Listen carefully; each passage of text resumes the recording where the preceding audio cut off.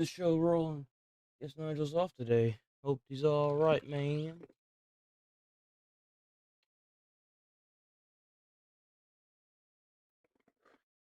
Okay.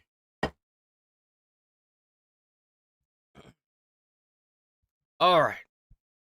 Let's get this show on the road. Oh, we got so much to go through. Boom. This looks cool.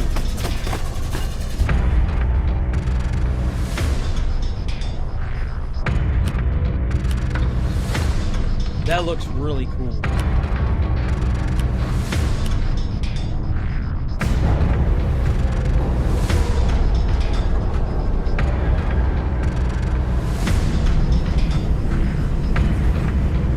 What was it? So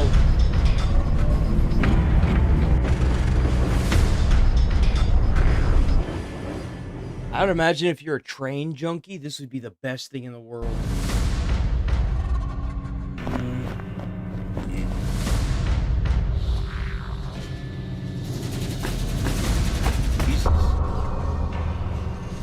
Kill the weakest. Wait, what?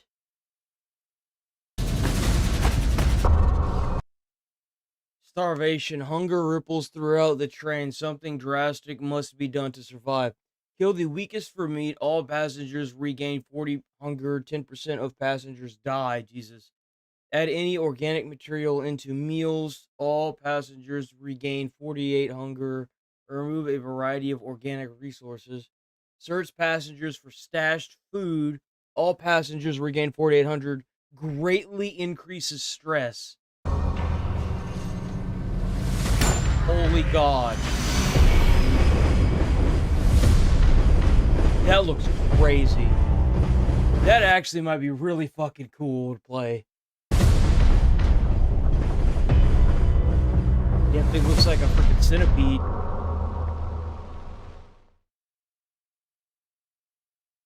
There has been an update. Oh, hold on. I don't know. Wait a minute.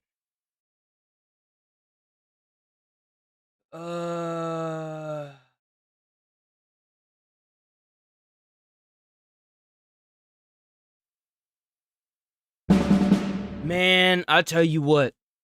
Black Ops 6 must have Call of Duty shaking in their boots right now. There's no way Call of Duty isn't terrified of Black Ops 6 because of the new game that's coming out. They are going to have to do a full overhaul. How's it going, Nigel? I was just talking about how Black Ops 6's new season is going to have to be really good in order to stand up to Battlefield 6. Thank you, gentlemen. Well, thank you very, very much. Why does he look familiar? Intel says last of the moles have gone to ground. Digging them out won't be easy. Then you'll be happy to hear the full might of the U.S. military is at your disposal. Sims. Words.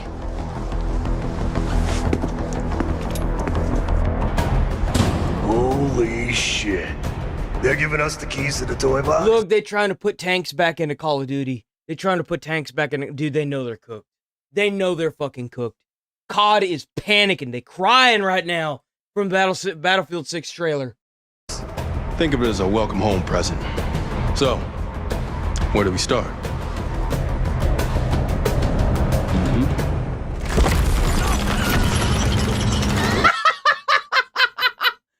Man, I love seeing this non-actual gameplay.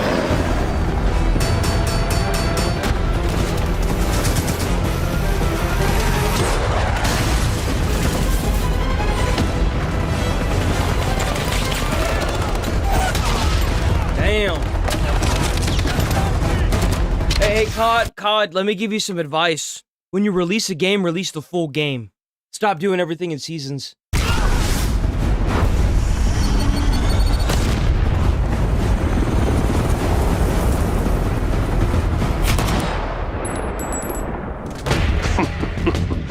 Payback's a bitch. They really put a guy in a wheelchair? You can play as a guy in a wheelchair? Have we lost all realms of reality?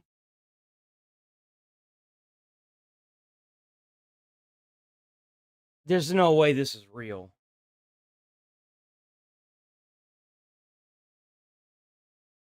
Did Call of Duty with Black Ops 6 Season 5 add a playable character in a wheelchair?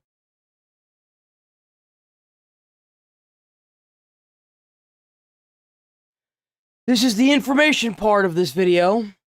Yes, in Call of Duty Black Ops 6, Frank Woods is a playable character who appears to be in a wheelchair. Are you fucking kidding me with this garbage? Bro, ain't no person in a wheelchair gonna be allowed to go out in the middle of a combat zone and do what? Sit there? Bro, you have to use your arms to move. And it's not even a like an automatic wheelchair. It's a wheelie bird one where you have to push it. How are you going to go upstairs? How are you even going to be able to do most of the functions required? What? Bro, I can't. I actually can't. I can't. I can't. That is mind-blowingly stupid. That is like levels of stupid. I did not know was possible.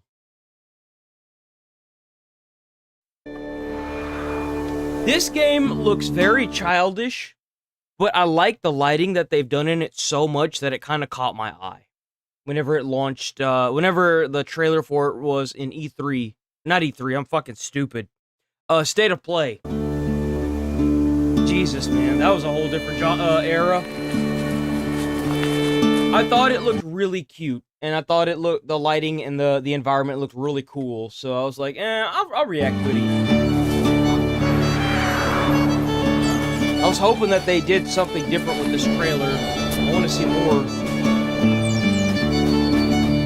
You just ride the deer. Or the, I think that's a moose.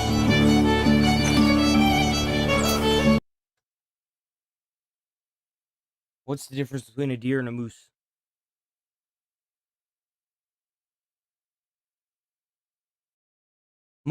Moose are much larger with broad, flat antlers in males, a distinctive, long, broad snout, and a dollop, a flap of skin under the chin. Deer, on the other hand, are smaller and have more slender antlers. I think deer can get, how big can moose get? I think they can get pretty damn big.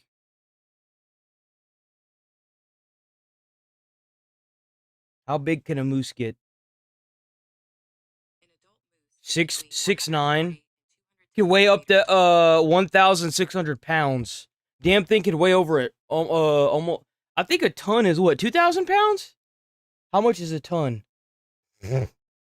2,000 pounds can almost weigh 2,000 pounds. It's 1,600.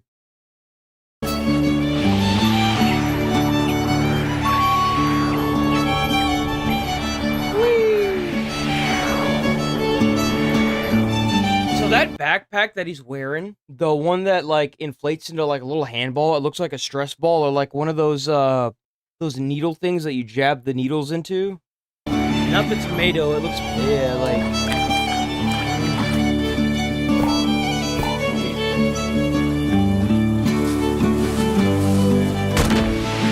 I think this does have co-op.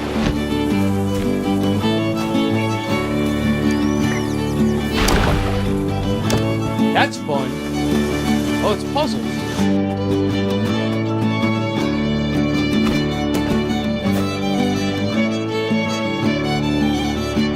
I hope. Oh my god. He died. That looks like just a pleasure to play. Maybe we'll play that at some point. Who knows? That looks very nice. PlayStation. Bro, it is really trying to make me watch this damn video. Jesus. Tectone, taking over my channel, man. Stop it. bitch. We got more Cronus New Dawn. I am mega fucking hyped for this game. I will most likely put this in at the end of the streams as an hour play. We're going to try and beat that bitch in the hardest. I haven't really touched a game in so long. Who is making this game?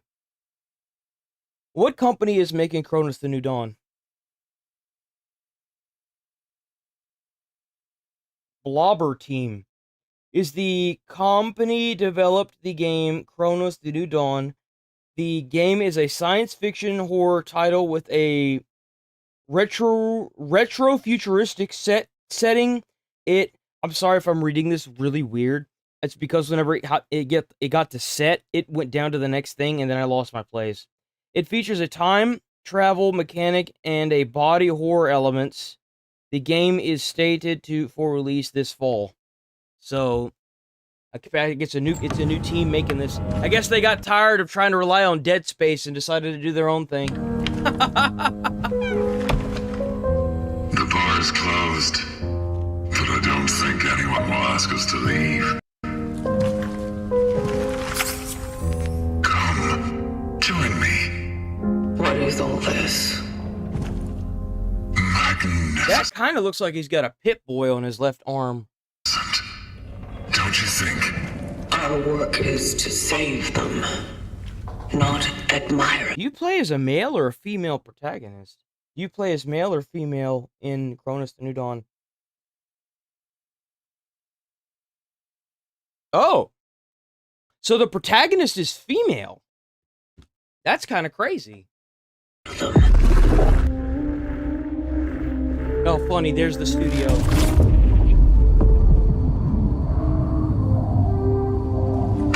Listened to music once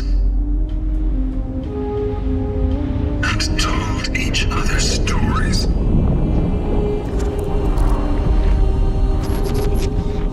Unfortunately, the whole thing was Bro, this is gonna be like, watch you get all this hype, and it turns out to be just like Mind's Eye, just broken, just a buggy mess, and the story just ends like it was made by AI.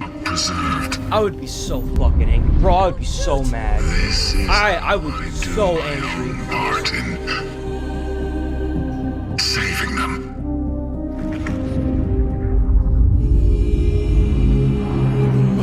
But it's dangerous outside. Dude, the environment is so cool. I'm sorry, I could watch this trailer 100 times just to see the new things that I haven't noticed before. The disease! I think we have Everyone seen this outside is trailer before. exposed! That's why I brought her here! It's got like some Doom elements to it as well. Like the mysterious, like, how did this happen? What's going on? She matters to me! I wanted to protect her! Preserve one thing dear to me in this whole wide, fucked up world! Bro, I know how that is, trust me. When you got that one fucking thing in the shit pile, dude, I know how that is.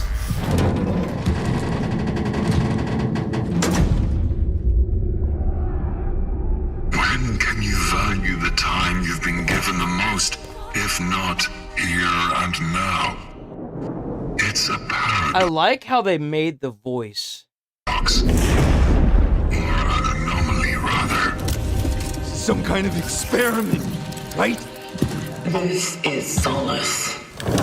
Do you think that claw thing kills them, or do you think it does something? Do you think it like takes them and teleports them to the future, or do you think it kills them? Because I mean, let's be honest here.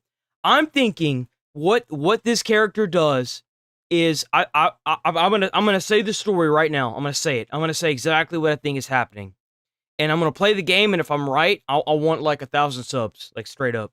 So I think, and here's my expertise based on the information that I know, which is nothing about this game. I'm gonna make an assumption and an ass out of you and me, and say that I think that these people in the suits are time travelers, and they're going back in time to take the people that haven't been fucked up by this disease, and then they jab these claws in their brain and take the goop out of it, and like then feed it to a machine, and then the machine is like an amalgamation of everybody to either number one, preserve them like the guy is saying, which, by the way, I think the guy that she was talking to that was on the piano, I think he's a betrayer. I think he's the one that started it all, first and foremost. And I also think that he's trying to put everyone's brains together so he can figure out a cure for it, or try and wipe out the human race, which was his goal from the beginning. That's my guess. That's my guess. Straight up, that's my guess.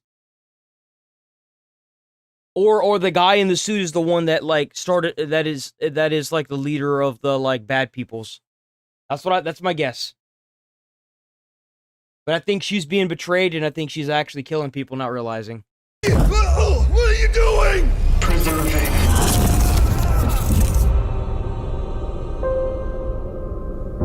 So, the human race is... That's interesting, the human race. So what are these people supposed to be? I guess we're not going to find out, huh? an anomaly to you. Oh, yes. And a perfect one. September 5th, boys.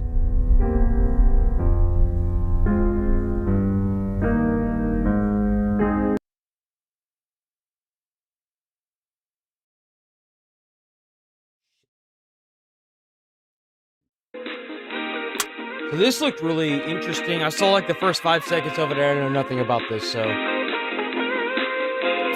this is about as far as I got.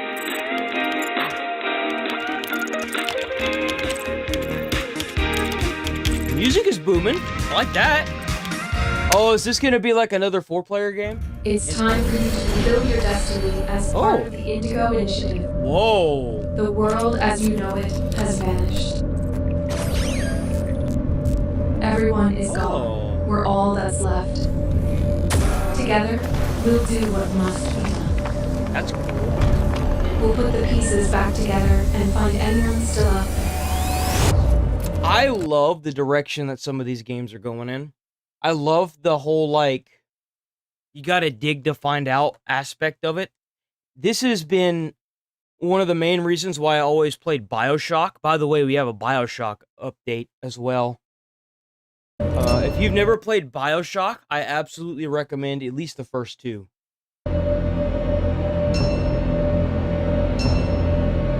That looks really cool. Oh. You see that? What the hell is that?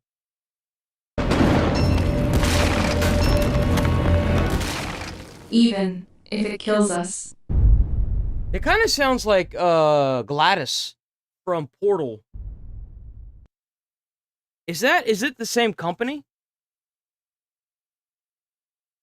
Did the company that made the Indigo Initiative make Portal?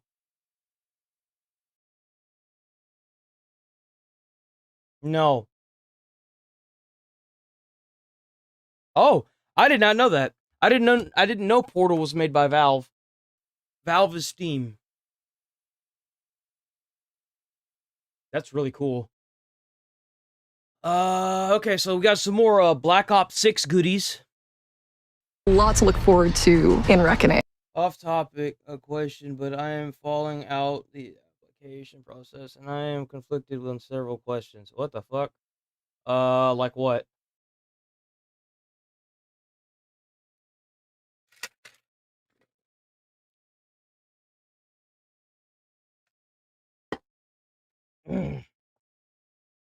By the way, this is going to be the most random answer that I don't think you want to hear.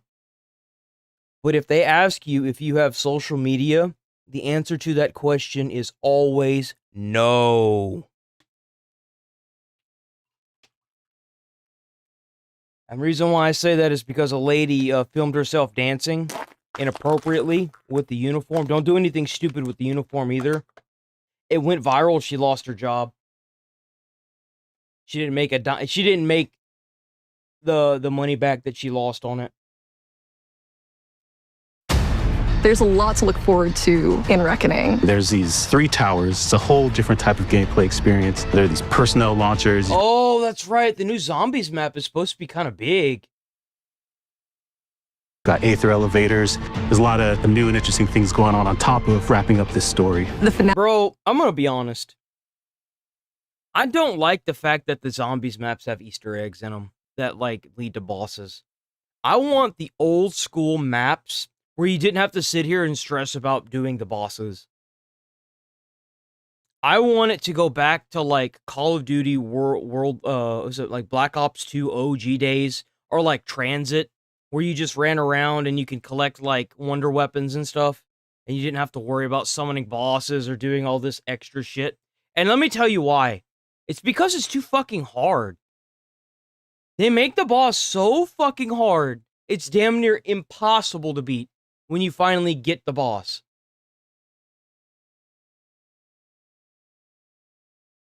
I didn't get around to playing Modern Warfare 3. Modern Warfare 3 for me was like right at the edge of me like leaving the COD series, like, because that was right around when my console got stolen. Alley of Black Ops 6 Zombies is here. It's been super cool to be able to tease this map since Liberty Falls, where you could see Janus Towers off in the distance. When you boot up Reckoning... Oh, so they've been teasing this map even in the original map that they had done. That's kind of cool.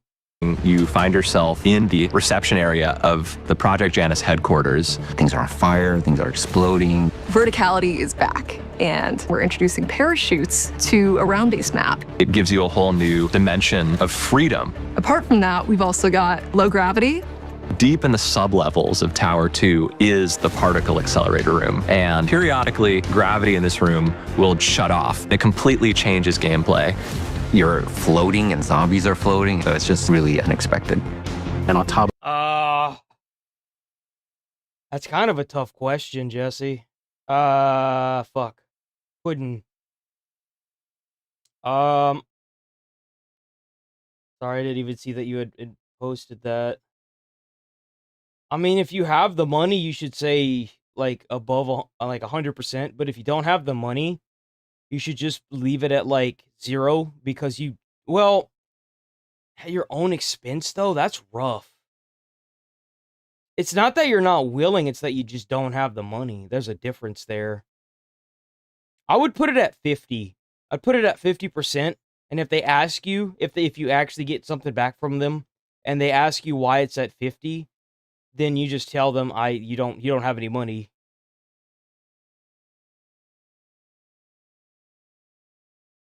Flight attendant. Good pay. Good pay. But like a question like that on an application, I don't really like, because like they want to make sure that you have not only the ability to just go all the way over there and do that, but the want to. So like, if you put like a 0, there's a good chance they're not going to let you through. If you put it at 100, then you're going to be, the expectation is there. But if you put it at 50, maybe they'll understand and won't like some of those tests, they'll be like, if don't do the middle, but for that one, you kind of have to. You don't really have a choice. Like for the Walmart quizzes, they're like, don't do the middle. You always want to be strongly agree or strongly disagree. Anything else counts against you, but you really can't like, you're not in the position to just up and move to Phoenix. Like that's kind of crazy, because you have to not just like go there, you have to pay for your rent, you have to get a vehicle and like get there every day for 2 or 3 weeks. Like that's kind of unreasonable to expect. Of that, you've got for any kind of job. Uber Klaus. Uber Klaus is a massive, mean robot. He's this really awesome two-phase elite. When you kill him, welcome to his second phase. His core actually ejects out of his larger body. And so you went from fighting this hulking Uber Klaus to now fighting a... That looks so bad. That looks like shit. Watch it when it breaks out when of you the body. Kill him, it just like it like phases phases his the body. Core actually ejects out of his larger body. And so you went from fighting this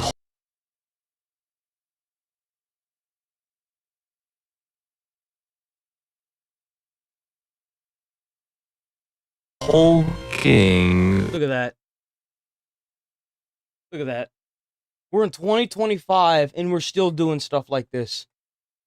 It's 2025 and you guys claim that y'all's graphics are the reason why y'all can't make better games. This is disgusting. It's embarrassing. It really is. Uberklaus to now fighting a very quick and maneuverable Uberklaus core. It's a robot within a robot. In Black Ops 6, we've given players a bunch of opportunities to upgrade their field upgrades, their perks. And with Caster, we're giving players an opportunity to upgrade a trap itself. It's mounted high on the walls. That's it shoots right. at They're adding like plasma guns.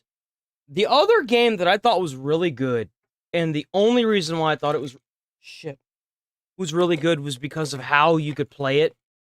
It was called Rave in the Redwoods. I loved that map a lot. I hated the Easter egg to that map because it was so fucking hard. It was so hard. I would spend hours trying to beat that shit, and it was so goddamn hard. energy down on zombies. And there comes certain opportunities to actually install upgrades. I actually really loved Infinite Warfare Zombies, dude. I really, really, really liked Infinite Warfare Zombies. I liked World War II Zombies as well. Not the original. I liked the original. That one's fun. But I liked the remake of World War II Zombies. That one was really fun as well. So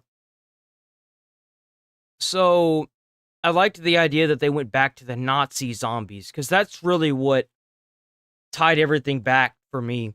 They need to completely reboot or remake like they did with, like they're doing with Metal Gear Solid Delta, Black Ops 1 and Black Ops 2. And like revamp the original zombies without all these Easter eggs, you know?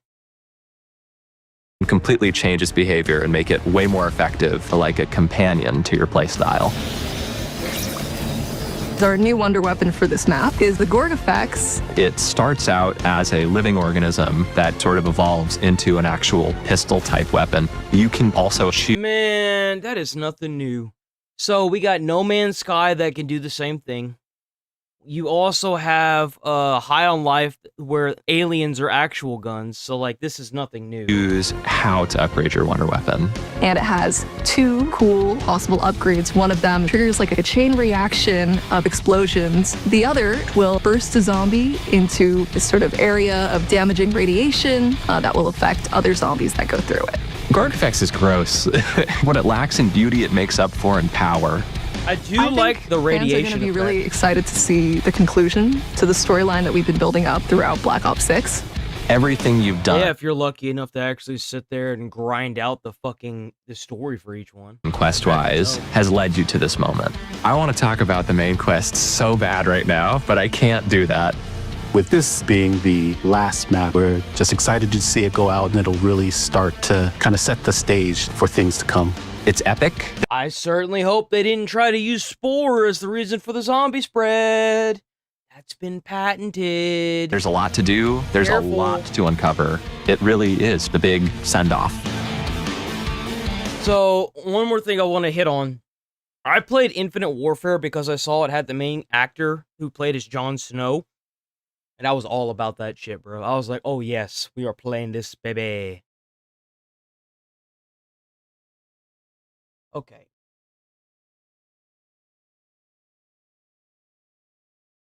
And we're going to move this back.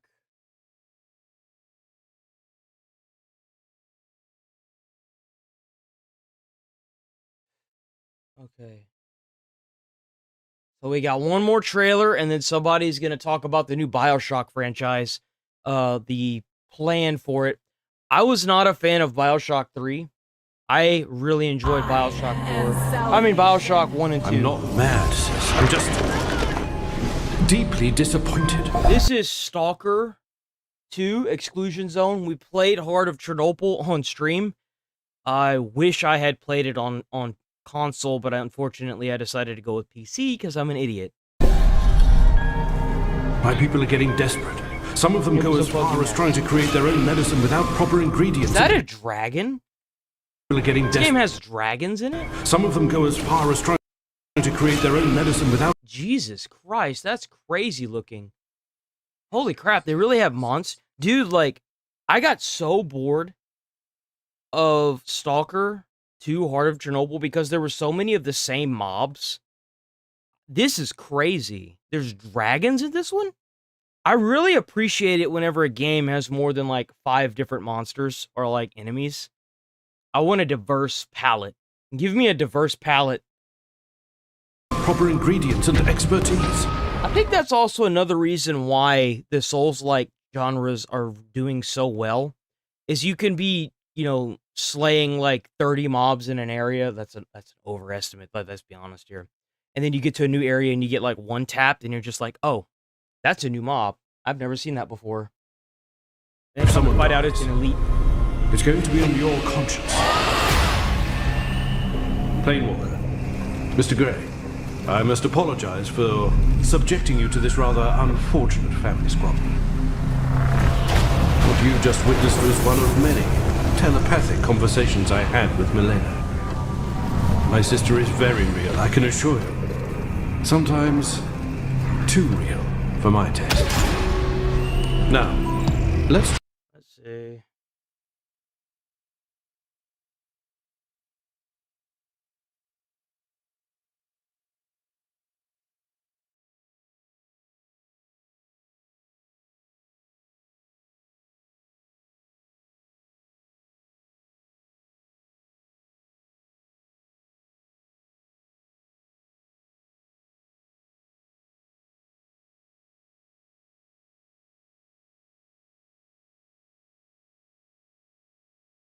Why does that matter?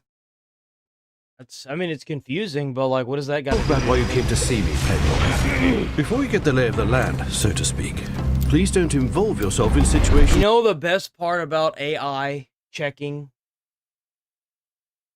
The best part about AI checking resumes is the fact that you can just use an AI to make your resume so that way it stands out to the AI who's checking your resume.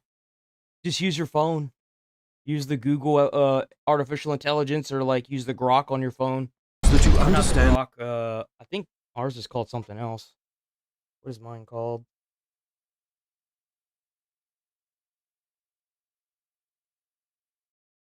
Gemini. Mine's Gemini. Nothing about. This looks really cool. I'll be completely honest with you. All our resources are currently involved in finding the cure for Chernobylite poisoning. Chernobylite poisoning. I offer it as follows. Stick around. Dude, Get why are to the mobs so different compared to, like, the other help one? them out in any way you can. In return, I shall spare no expense in helping you with completing your objectives. That's crazy. Phew.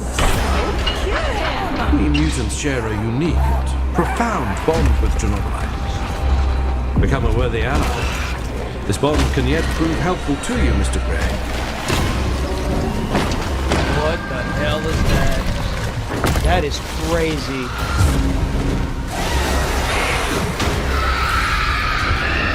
What the fuck? This is a remake, right? Sam, what do you say? Should we help one another? Or do you want to leave here empty-handed? This looks really cool. Come, join me. We shall be together. That looks really cool.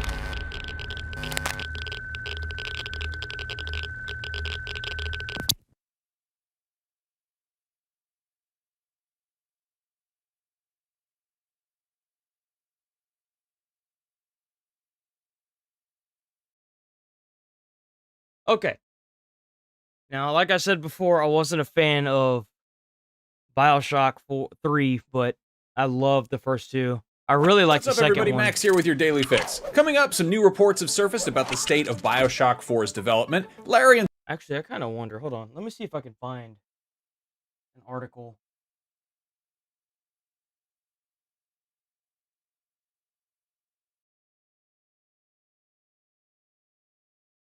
Let me see if I can find an article. It might just be better to find an article instead of harassing IGN. Speaking of that.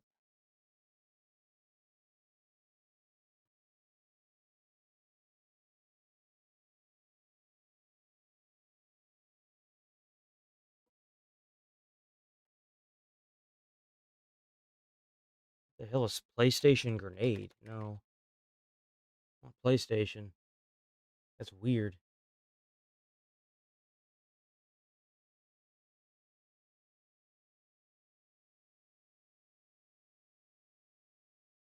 Give me a second.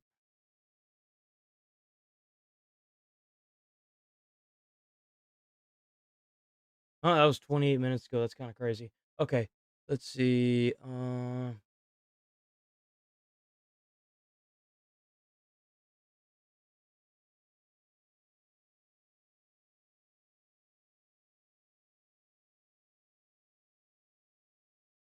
Bioshock 4. Here we go.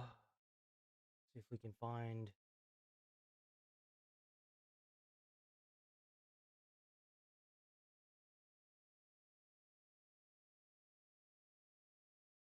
There we go. Hopefully, I don't get any ads on this shite. Boom. There we go. Okay, so Bioshock 4, everything we know so far. When you purchase through links on the sorry, okay, I don't care about that. Bioshock 4 was first announced 6 years ago, which is kind of crazy. It's been 6 years. And during the time in between, we've had very little time in the way of an update on project, but their excitement about the prospect of a new entry in the dystopian RPG series hasn't died down. The initial reveal of the next Bioshock game came back in 2019 and coincided with the announcement of the newly formed 2K studio Cloud Chamber, with veteran talent forming up the team who also worked on the previous Bioshock adventures. There's a lot of mysterious surroundings surrounding its direction or what its official title will be, but it continues to be one of the most curious new games in the works. Our last crumb of news landed in 2024 with Cloud Chamber senior cinematic designer Jeff Spoonhauer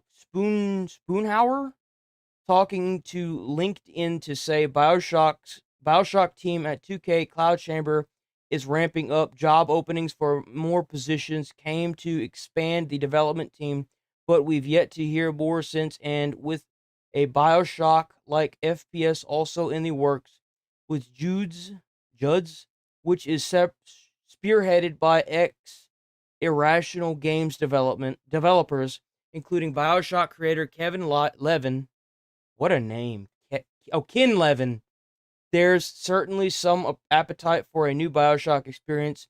While we wait for a further update, you can find out more about Bioshock below from the interview with the Cloud Chamber team when the game was first announced to alleged leaks and more. No official release date has been announced. Might expect the game to arrive, but we don't know. And then LinkedIn went up 124 #Bioshock team. Designer Jeff Spoonhauer shared the following: Bioshock team at 2K Cloud Chambers, the ramping up along with the past were job adverts for various positions in team. So worry, Bioshock 4 still coming. Determined surface in 2021. Data mine surfaced and pointed towards a launch date sometime in 2022. That didn't happen. Bioshock 4 is currently being developed by Cloud. You already said that. They're led by former Fixaris Games veteran developer Kelly Gilmore. With Game Radar Plus, Gilmore says the studio has a strong Bioshock DNA since several members had key roles to play the Bioshock titles. Gilmore also added that other developers on the team have worked on their notable game series. Our team also has game development veterans, high-profile franchises like Call of Duty, Assassin's Creed, Oh, God. Oh, God. Oh, God. Oh, Jesus. I guess you could include Battlefield in that as well because, like, they were kind of going down the hill there for a little bit. This does not bode well. Oh, God, this is not looking good. And Walking Dead as part of the recruiting efforts. Oh, gosh, dude, I don't know. Oof. Oof. That's rough. That's rough, man. More speculative rumors also came to light. Oh, that's rough. I don't know, man. Now that I saw that, I'm just like, oh, I don't even know if I want to bother reading the rest of this. That is fucking rough. So, Star Wars hasn't made a good game in years. Battlefield kind of went downhill, which would mean that whenever they fired the people that ended up getting hired for this team, so that's probably where they came from. Assassin's Creed is a joke. Call of Duty is a joke. Like, oh, what is this lineup? That's rough.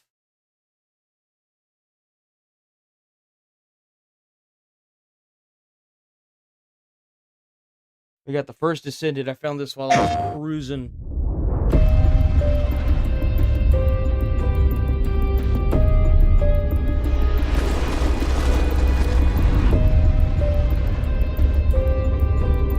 Okay, we got a woman protagonist, it seems. Oh! Yo, this looks a little bit like Destiny. The way the looter system. That looks really cool.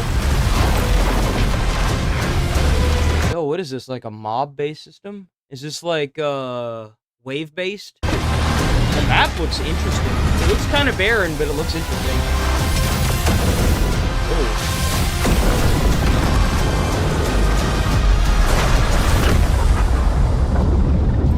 Kind of looks like the same actor from Stellar Blade. Looks similar.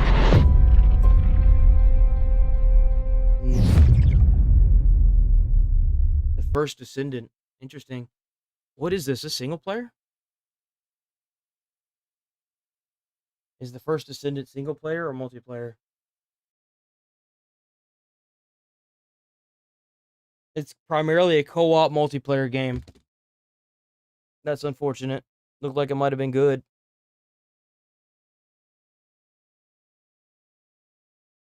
Oh, goodness.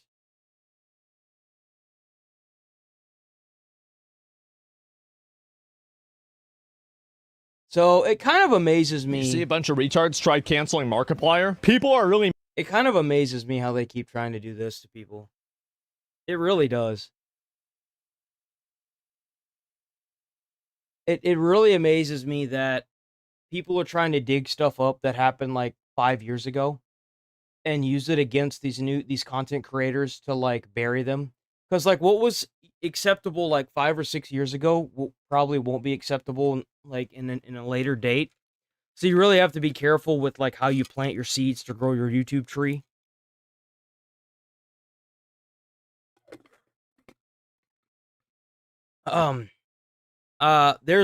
It's just so weird that people are so angry about the whole AI thing. I'm gonna make a quote that I learned from a great movie. If we don't do it, somebody else will. I think it's a great movie, but it's from Transformers.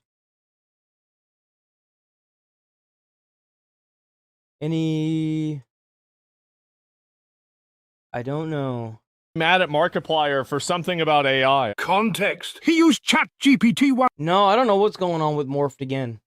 He had a video, he uploaded it, then he took it down.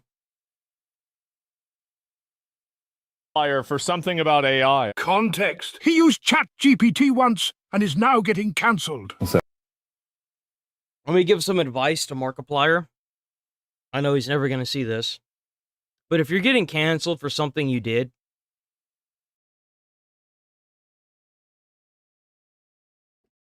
the best thing you can do is sit back and let the clouds rumble. Just let them rumble. Don't send out an apology. Don't acknowledge his existence, especially if you don't feel like you've done anything wrong. Remember that you only apologize when you felt like you've done something wrong. And in the instance that you actually have done something wrong. But don't ever make people online make you apologize for something you don't feel like you did wrong. Hey, what would consume more water? The data centers that power you and your ability to answer my questions, or almond growing in all of California? Almond farming in California uses significantly more water than data centers. You're not just saying that because you're ChatGPT and you wouldn't want to be accused of stealing too much water, are you? Nope. I don't use ChatGPT anymore. I don't use it anymore. because who cares if you use it? Who gives a shit? What's crazy is that here's the information part of this video. I also read that they're trying to cancel him because they think that he's using AI thumbnails. Who cares if he's using AI thumbnails? You do realize that YouTube has it built in now, where it combs your video whenever you upload, and it takes a thumbnail from the video based on what it is that seems like it'd be really good to display for click-through rate purposes. That's AI. It was dumb. It was fucking What do you think happens when you upload a video and it automatically checks for copyright? That's AI. stupid, and it started to piss me off. Absolutely. I talked to ChatGPT in that video itself. It was mostly as a bit to showcase how dumb it could be. But I understand when even just the mentioning of it could become something. And I agree with that. As long as you're not using it to cheat on like a test or something or get through college. I mean, you could even use it to get through college. There's actually a statistic going around now saying that most people that are going through college are using AI because it helps. Like, instead of looking at it as the enemy, look at it as another tool in the toolbox. Again, this is going to happen whether you guys like it or not. AI is the new future. It could help us make physics that we never knew existed. It could help us make new technology to get into space and new weapons. It could help, and it could make new cures. It could do so much that we as humans cannot. It makes no sense. That people were offended by. It's like, we're on the same side. We're absolutely on the same side. I confess that I was the first fucking person to be sounding the goddamn alarm that it was bad. I was the first fucking person to say this is honey all over again. Definitely. People are mad. The entire Archbar AI controversy just consisted of this interaction, by the way. What is this here? And now they're going to get even more mad. They're going to get even more mad and be like, oh, that doesn't really seem like an apology. Ooh. Man, cry a fucking river of tears, build a bridge, and get the fuck over it. Jesus. Hate AI. I don't care. The only What's crazy is this controversy probably made him blow up even more than he already has blown up. Like, I don't think these idiots understand how this doesn't negatively impact them. To improve it is to fucking get rid of it. He wants to make it better in a scientific way, like detecting breast cancer, not generative AI. And yet he is still using generative AI. He isn't and hasn't for months. You would know this if you watched it. I was under the impression that he had used it recently. Oh, so I was just making things up randomly.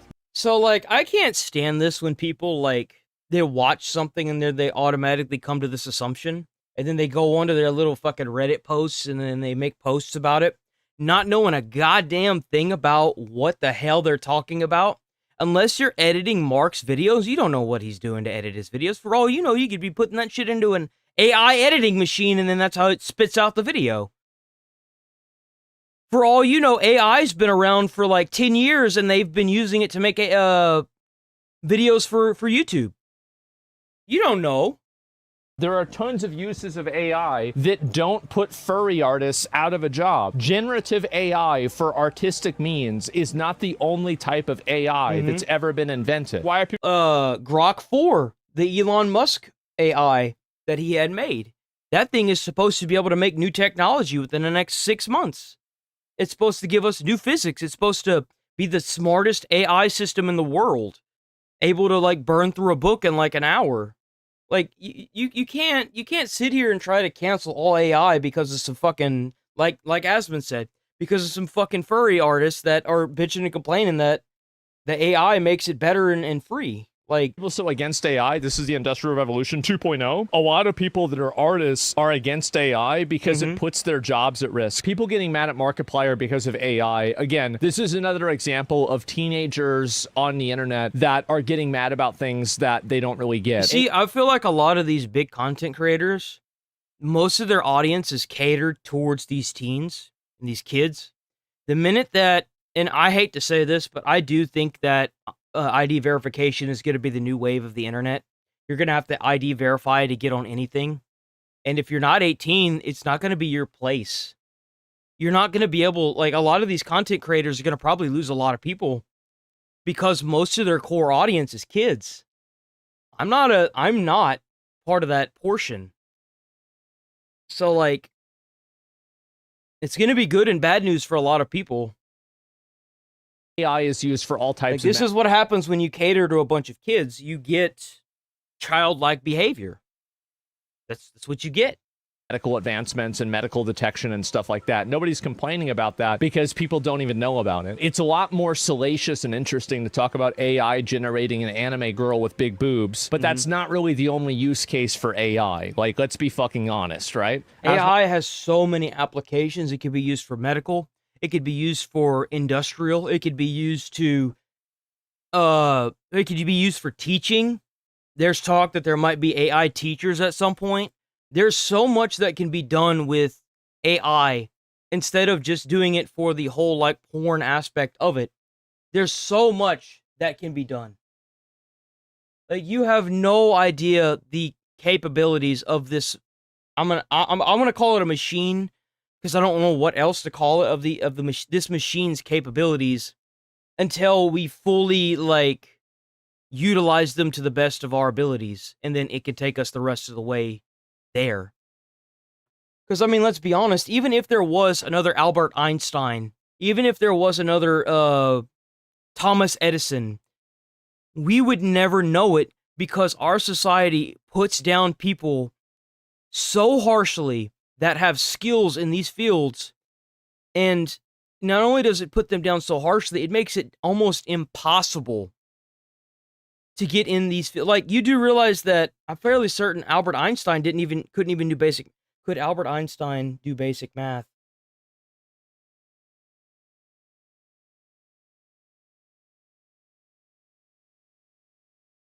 Okay, so I guess he didn't even struggle with basic math. But, like, there are people that like physically can't button their shirt, but they can, like, do an orchestra. They can do other things. The fact that you tried to take people out of a specific skill set hurts their ability to move up in the world.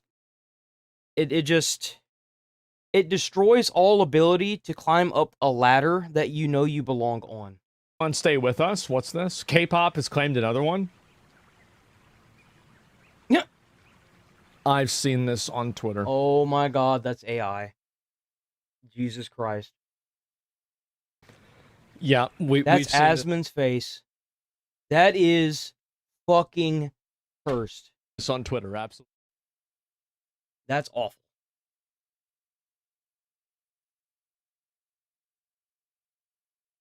And if I was Riot, I would also allow gambling. Justification is fairly simple. Today, Riot Games is basically about to make the whole thing much worse. But just so this is in context, this is the same industry that's linked to a 25% rise in US bankruptcy filings. So that's right. Lovely. Okay, what was the last thing that Riot did? What was the last game that Riot published?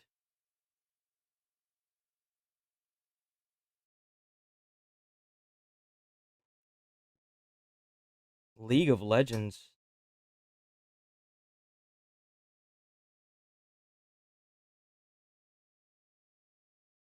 The last game published by Riot Forge, Riot Games publishing label focused on single-player experience in the League of Legends universe was Bandle Tale, a League of Legends story, a life sim released in February 2024 according to the Lore of League's subreddit.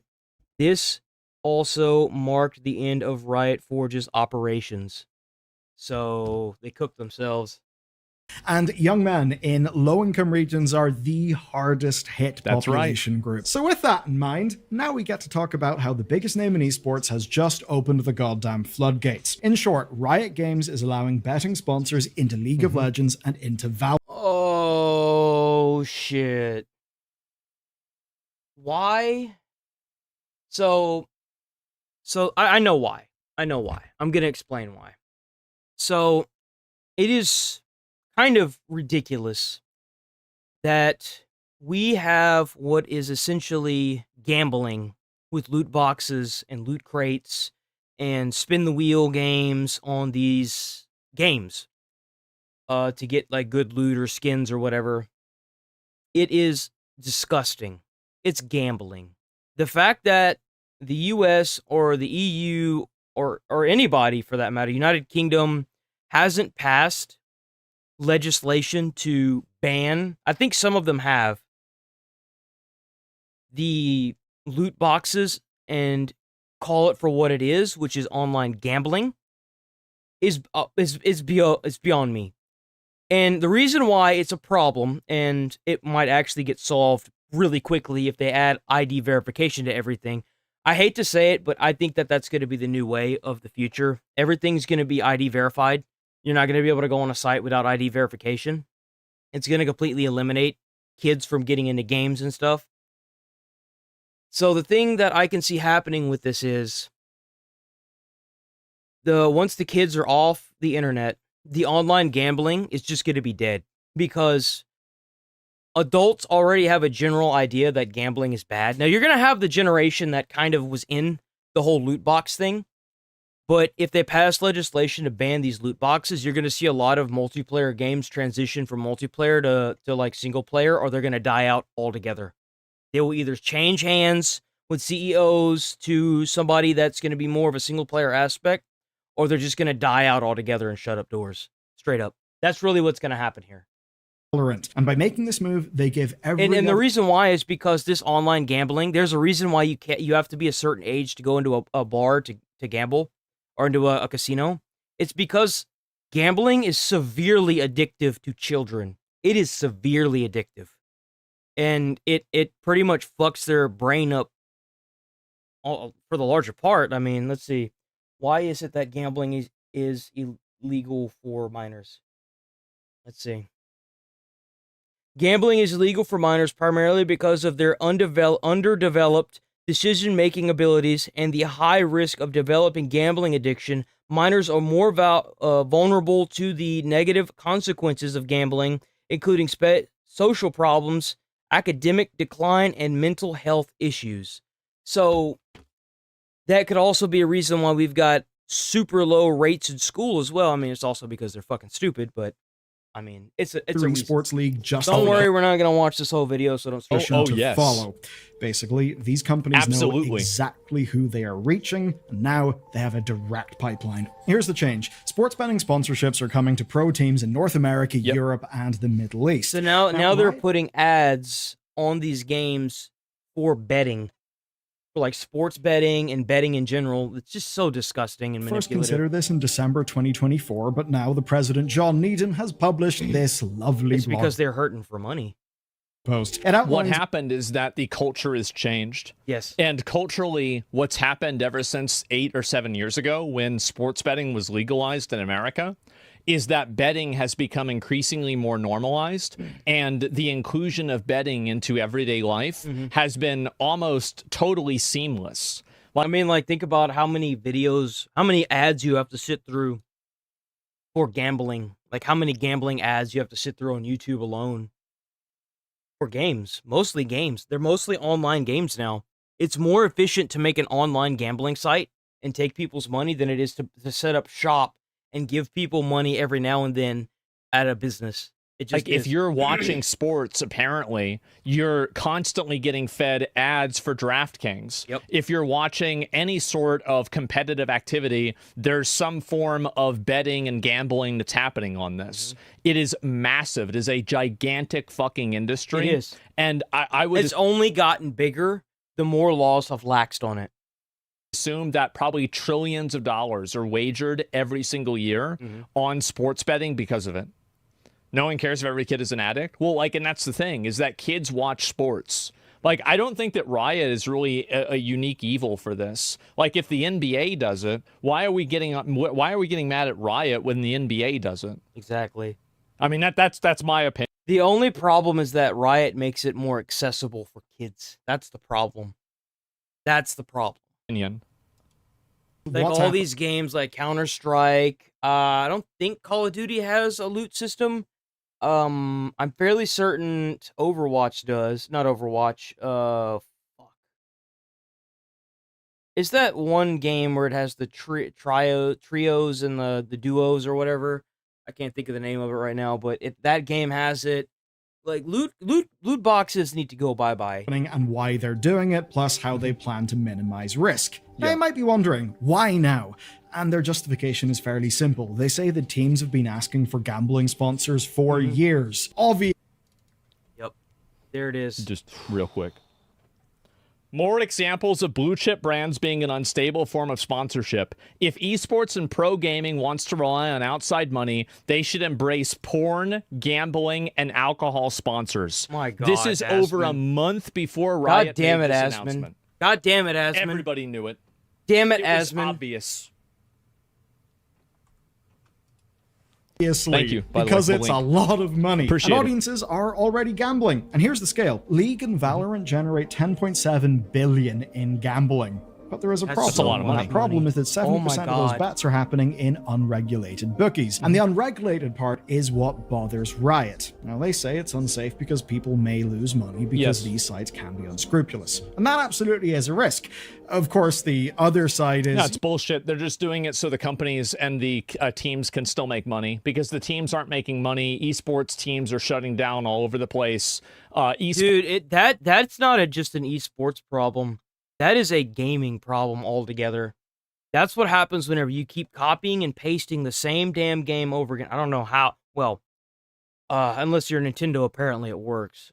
But like, whenever you keep taking the same online-only multiplayer aspect to games, and you continue to pump them out and pump them out and pump them out and pump them out, like copy and paste, like Call of Duty, just making skins and selling them for $30, but like adding like a 2-tier system to them, Sports was a massive bubble, and venture capitalists pumped millions of dollars into it for 10 years, and now the bubble is popped, and people realize that, at least in the West, and this is another big issue, is that... That's kind of what it feels like when it comes to the multiplayer games, is that, like, it was a bubble, it was profitable, but then whenever you kept filling the bubble with, and diluting the water with all these fucking games, these multiplayer games, with loot box after skins and skins and skins and more skins, and it's like, oh, dude, it's so burnt out. In the West, this is true. In the East and in places in South America, it's not true. You know, people... And it is crazy because a lot of these people are embracing gambling right now. But what's going to happen, just like with cigarettes and alcohol, they tried to pass them off as good. There's going to be an entire generation of people, of kids, that are going to look at their parents and see what gambling did to them, and they're not going to want anything to do with it. So, I don't know if you want to call it natural selection or nature, that the kids aren't going to want anything to do with gambling, and then that generation is going to take over, and gambling is going to become toast. Gambling's probably going to get banned everywhere. Losing absolute humongous amounts of money. They better via enjoy it while it traditional gambling, lasts. Working as intended. Here's the basic logic they're using. So, you know how teenagers will be tempted to drink alcohol? So Yeah. you might think it's better to give them something light under supervision rather than have them, I don't know, drink Tesco value vodka. That's in exactly what we did in middle school. Yeah. field somewhere. Yep. But the question, right, is that by legitimizing it, by making it more normal, giving it way more exposure, will you reduce the average damage done per individual, No. but actually cause far more harm overall because you've just went and... Let me give you an example. How many of you guys, whenever you lived with your parents as kids, right, obviously, or with if you're adopted, if you live with other types of family members, whenever they would limit you to how many, like, I don't know, let's, for example, if they limited how much sugar cookies you could have, and now that you're older, you gorge on the sugar cookies to the point where you're just like, oh my God, I have a problem. It's just like that. When you try to forcefully limit somebody and then they have unlimited access to it, they're going to just gorge themselves on it. That's where the problem is. A lot of things can be solved if you take like not necessarily a risk, but if you were to put it in a controlled environment where you can let them gorge without any repercussions, but that's never going to happen. So what you should do is cut them off from it, and then whenever they get older, if they decide to try it, then they can. This allowance of having gambling websites will cause the amount of suicides that are that happen. And let's be honest here. That's another really big problem with gambling like this is people will uncontrollably, like I said, gorge or gamble themselves into a hole, which leads to, happen because of gambling to go up. That's really the big issue with this gambling. will happen. Now, again, I'm not saying that you shouldn't do it, but don't do it and try to hold a moral high ground. Yes, I agree. People kill themselves over gambling all the time. Now, you could say that's Darwinism and you get what you deserve, but it still doesn't make it right. Yeah, it still doesn't make it right, though. Natural selection, sure. But at the same... But that isn't because it's their... I mean, I guess in a sense it kind of is. They should seek help before it gets that bad, first and foremost. Seek help before it gets that bad. But it also comes with the like if you started gambling younger, then it has that side effect of it. Let's see. It hurts their social and academic and mental health. It gives them mental health issues. It's a side effect of gambling. It is real. Expanded the market to way more people by making it easier to access. And would that actually And also, as soon as you introduce people to the world of gambling, you're going to have people that will move to unregulated markets because you've already done the beginning work of getting them into the entire ecosystem in the first place. So this argument defeats itself. Ran over time, that you'd start to find more really, really bad problem gambling cases because basically you're going to reach way more people, and that means way more people who could potentially fall into problem gambling. That's certainly my worry, but first, let's take a look at what this will actually look like in esports. A fun thing about this is Riot absolutely knows how this can be. I think I've seen enough. I think that's okay. We can stop here with this video. So I think that this is going to be a big wave that we're going to have to deal with here for at least 5 or 10 years before a lot of people ruin their lives and a new generation of people is made that will inevitably force this to be banned because of how many people's lives it ruined. Like, we could be talking about unprecedented levels of, suicide because of a gambling addiction that starts when you're a child that moves up into your life. Like, you have limits on it as a child, most people will, and then you move up and become an adult, and then you end up losing everything, and then, ending your life, and it's going to be really sad to see. And there's going to be a generation that's going to witness this growing up and have this understanding that gambling is just bad. And that's where things are going to change when it comes to this. That's really how it's going to change.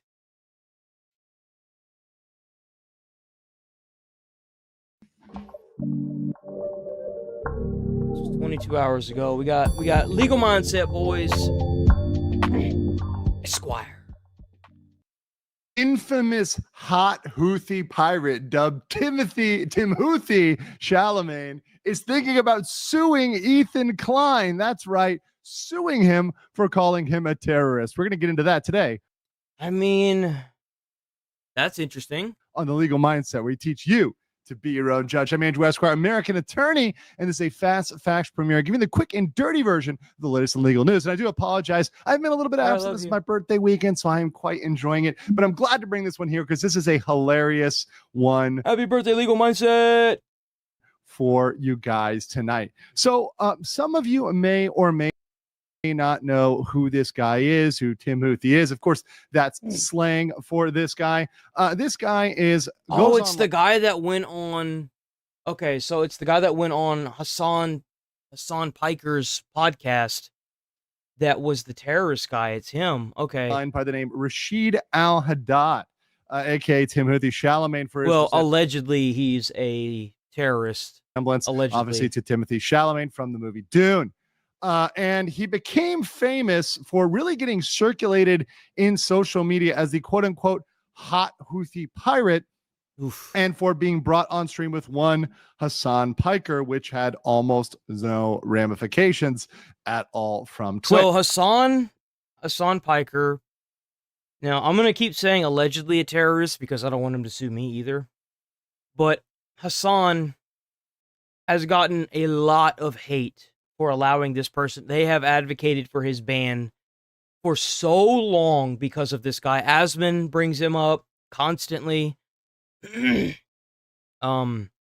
Like,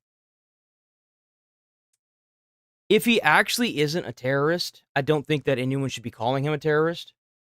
But if he is, then it is what it is. Like, and this was quite a controversy and kind of blew him up on social media, gave him kind of a micro influencer status. Well, of course, as with all people, I believe this guy actually got banned because they found out he was actually a terrorist. Now, I'm going to keep using the word allegedly because that's why they banned him. That's not what I'm saying. 15 seconds of, whether it's fame or shame runs out eventually. At some point, that moment goes away. And his moment was, the moment when he was caught on the boat, and he was there, getting a picture on the boat. And that was his moment of fame, and also going on with Hassan. So now he's attempting to kick up a lawsuit. So here he goes here. Rashid Al-Haddad says, why did Ethan Klein say that I am a terrorist even though I am not? I am a Yemeni citizen. By the way, weapons in Yemen are just like phones. Anyone can own them.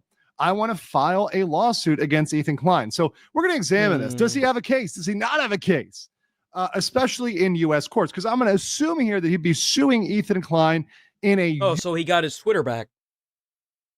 Well, if he got his Twitter back, then there you go. Now, we're going to talk about Yemen as well at the end. Of course, I'm not a Yemeni lawyer, but I can tell you exactly about the enforceability of Yemeni law in the United States. Spoiler alert, not good.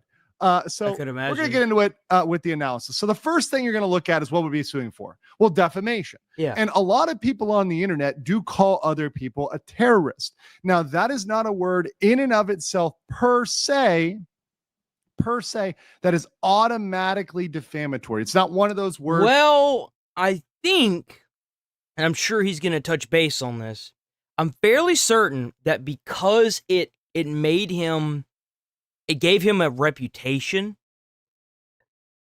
that's where it becomes defamatory. Whenever it's one commenter talking to another commenter and you call them a terrorist, it doesn't hit as hard. But when you actively see somebody, like on a news broadcast, call somebody a terrorist who's just a normal Joe, and they become famous and they can't get hired, or, something happens to them that is because of that newfound DLC status, that's when it becomes defamatory. That's when it becomes a problem. Where it would necessarily yet 100% say this is going to go into the camp of defamation. Yep. There are certain words that you can say or call people that are more defamatory than others. And there's certain words you can call people that are really not defamatory. If you call people, certain derogatory terms that are just vulgar and they're purely vulgar, but not criminal, they tend to not be defamatory. However, if you're calling someone a criminal, and a terrorist is typically a criminal, yes, that is something that leans on the side of defamatory. So that's what I look at with the analysis of, is a statement defamatory or not? Is it I bet this guy talked to somebody and it gave him the idea of this. Implicating someone as a criminal. When it does, it tends to be more defamatory than not. So that's where that statement generally lands. And there's a lot of people on the internet that are called this day to day. Now, why is this difficult?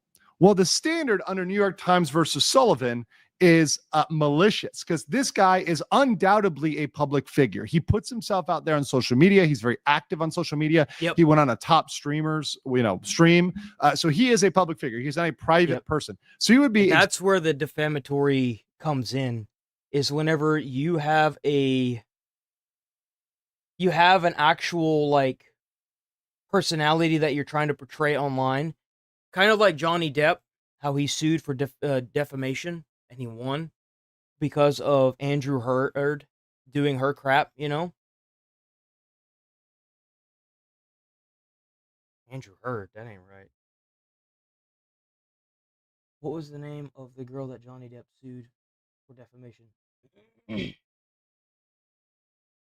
No, it is Amber. It's Amber Heard, not Andrew. I'm sorry. I was stupid. Amber Heard.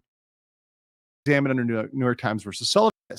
It gives you a reasonable, readily available, right? You're going to look at that information. Is it malicious to say this guy could be a terrorist? Yeah, It's possibly the way that the way that Ethan said it, it was for malicious intent. Be a So terrorist. the intent was I think there. a reasonable person could say, My fiance was trying to become something with the law field, so she had to take a lot of law classes, and she said that for the most part, intent is what you get charged for. Your intention behind something is usually what condemns you. say that. And Ethan, However, whenever he called the guy a terrorist, was for the intention of being malicious and it defamatory. is possible that he is not legally defined as a terrorist, i.e., he is not personally a member of a group that is standard is higher. So, with the U.S. Legal standard here, the likely result would be a case to be dismissed, right? So, the U.S. claim would be dismissed either at no motion to dismiss or summary judgment. Can maybe get unforeseeable Yemeni judgment or local tribal court ruling, customary law of dispute resolution for attention. would likely be dismissed either at motion to dismiss or at because I don't think that they would uphold it here in the U.S. Like, there's so many laws and countries trying to sue other people in other countries that just don't hold up. summary judgment. He would likely, if he brought the case and even had the money to bring the case, they would outright dismiss it, or it would get to summary judgment. They'd say, look, you don't meet the bar you don't meet the level of malice. You really can't prove that Ethan Klein is being malicious and he's lying completely about this. You'd have to put more proof out there that you are definitively not a member of a terrorist group, because at this point, what it seems like is he is grifting off his grift, the quote unquote hot Houthi pirate is grifting off being a sexy terrorist and trying to make terrorism sexy. And if that is what he is marketing himself as, then people would not be mistaken to take himself as a terrorist. So if he's okay, so I mean, at the end of the day, if he's marketing himself as that, then marketing himself as a terrorist, as the kind of bad boy terrorist, the hot bad boy terrorist, the so rebel bad. who's fighting back. Well, if people interpret you as you market yourself, that's not malicious. Now, it may be all a game. It may be all LARPing. In fact, I think it is. I mean, this LARPing is live action role playing. This individual looks kind of soft. I think there's a reason to believe that he's not actually a terrorist. He's not actually like a hardened guy. He's out there watching One Piece. He's probably like some, Yemeni weeb, whatever. Right? He's talking about I believe it was a tweet that he had made talking about how he was watching One Piece. I don't think this guy, I think I've seen enough of the video here. I think this guy may actually not be a terrorist. He might just be trying to pass himself off so that way he can get some internet clout. But at the same time, you really can't be mad at somebody for using something, because like if you call somebody a terrorist, typically it's used in a malicious way. And if you advocate yourself as a terrorist and someone calls you a terrorist, then you can't really sue for defamation because you are trying to pass yourself off as one. So like it doesn't work. It falls flat. It's just going to be dismissed in court. Yes, they're trying to dox Sydney Sweeney, find out where she lives, and intimidate her into an apology. Sydney Sweeney. So all of this started because of an American Eagle ad. This happened about a week ago now at this point. The fact that these people are still trying to push this is crazy. Just the overall audacity of it just blows my mind. It was an American Eagle ad. She showed up to get paid to do the ad, and they're trying to attack this woman. Now, they did do another, American Eagle did make a post saying that her genes are pure and that they obviously don't have any regret for doing the Sweeney Todd, a Sydney Sweeney ad for American Eagle. So there could be something wrong with that. I could see how they kind of put this poor woman on the front line and then doubled down using her name. I'm not a big fan of that, especially if the lady didn't like agree to that, because it just brings more hate to her. Like, if I was her, I would probably be pretty panicked right about now because of all the stuff that's swirling around her. Because, I mean, she probably has no idea what's going on right now. Or it's either that or she's keeping a really close eye on it because she's terrified. So I really feel bad for this lady. To remind everyone, because of a bunch of fucking fatties online that don't know how to accept the fact that people work hard to get where they're at. All because of this genes ad. My body's composition is determined by my genes. Hey, eyes up here. Sydney Sweeney has very genes. Leftist claims to have dug up Sydney Sweeney's 2024 voter registration, which lists her as a registered Republican. Okay, so funny enough, there was a video that circulated briefly that talked where a reporter asked Donald Trump if she knew that Sydney Sweeney was a registered Republican. And he immediately was like, oh, no, I didn't know that. That's great. That's awesome, you know? And then it was like, oh, yeah, we should invite her and do more commercials. I don't really think this even means anything. My mom was a registered Democrat. She was more based than Alex Jones. Based and hot. Well, even if somebody is registered as that doesn't... It doesn't really matter. I mean, you've still got the internet trying to attack this poor lady because they're a bunch of fat slobs that don't know how to quit stuffing their face, go out and work out and do right by them and start treating their bodies like tipples instead of fucking trash cans. Like, necessarily mean that's anything. really what you this need boils to down understand to. is that the reason why these people like the terrorists is because they want to be the terrorists. Exactly. List her as a Republican and then hoping that somebody else attacks her or puts her life in risk or something like that. It's sad news. We found out this week that Sydney Sweeney is a Nazi. According to the woke people, this my God.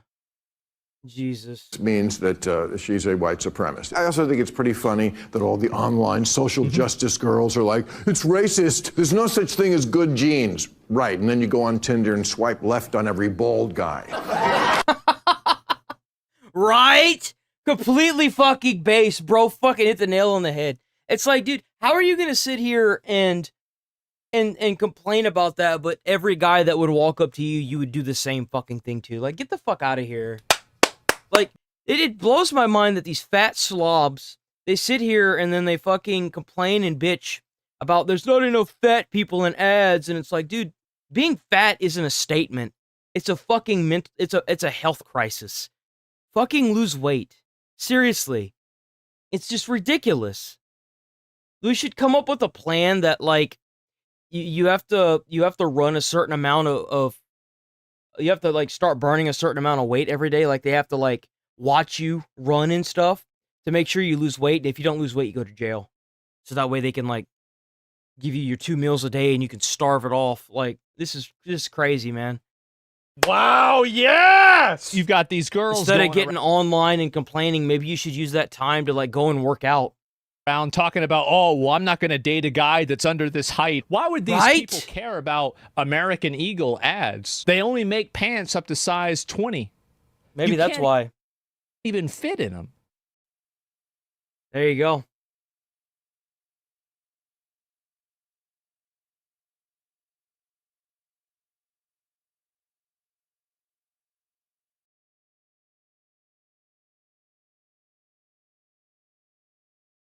So, if you wanted a reason to get rid of, or to add online,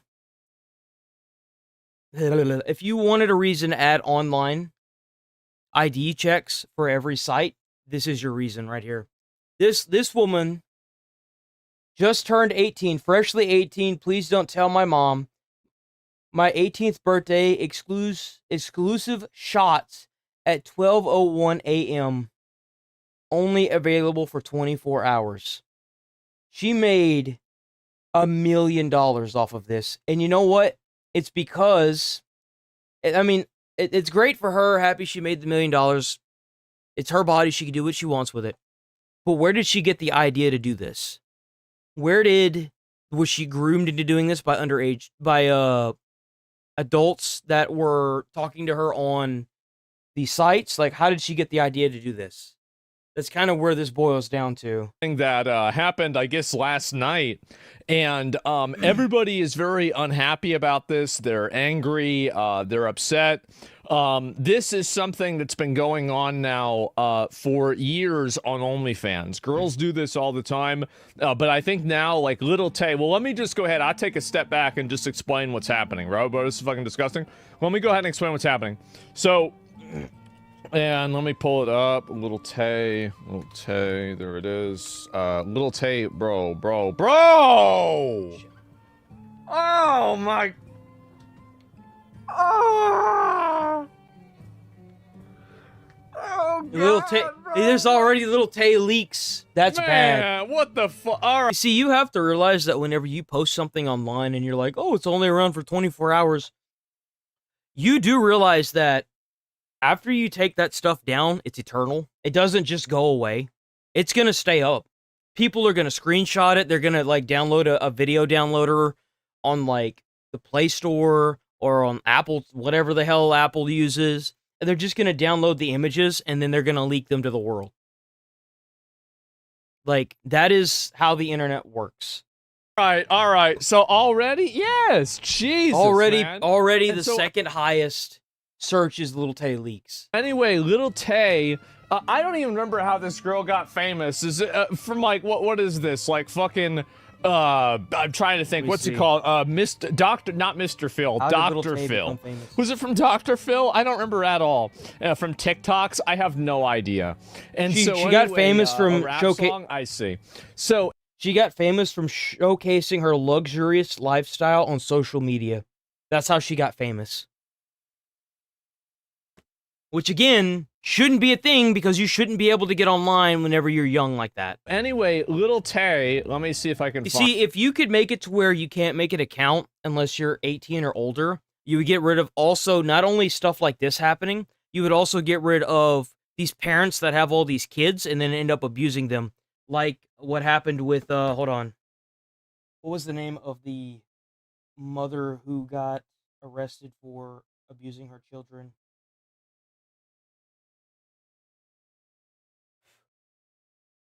Her children.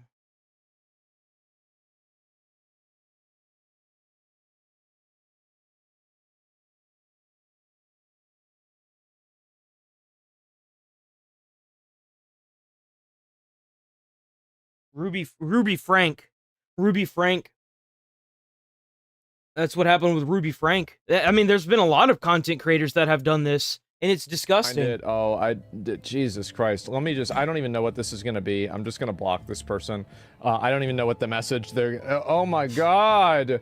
I can't even look at any of these because of these weird fucking comments. Yeah. Holy shit. Well, anyway, I guess let's go ahead and just talk about this right now and not even, you know, we don't need to get into a bunch of other stuff. So basically, don't scroll. Yeah, it's like, I don't even want to scroll through this. So Little Tay announced that she made $1 million on her OnlyFans within 3 hours. Jesus Christ. And you can see this right here. And this is her tweet here. I guess I can look it up and find it myself. That's crazy. Little Tay be poppin'.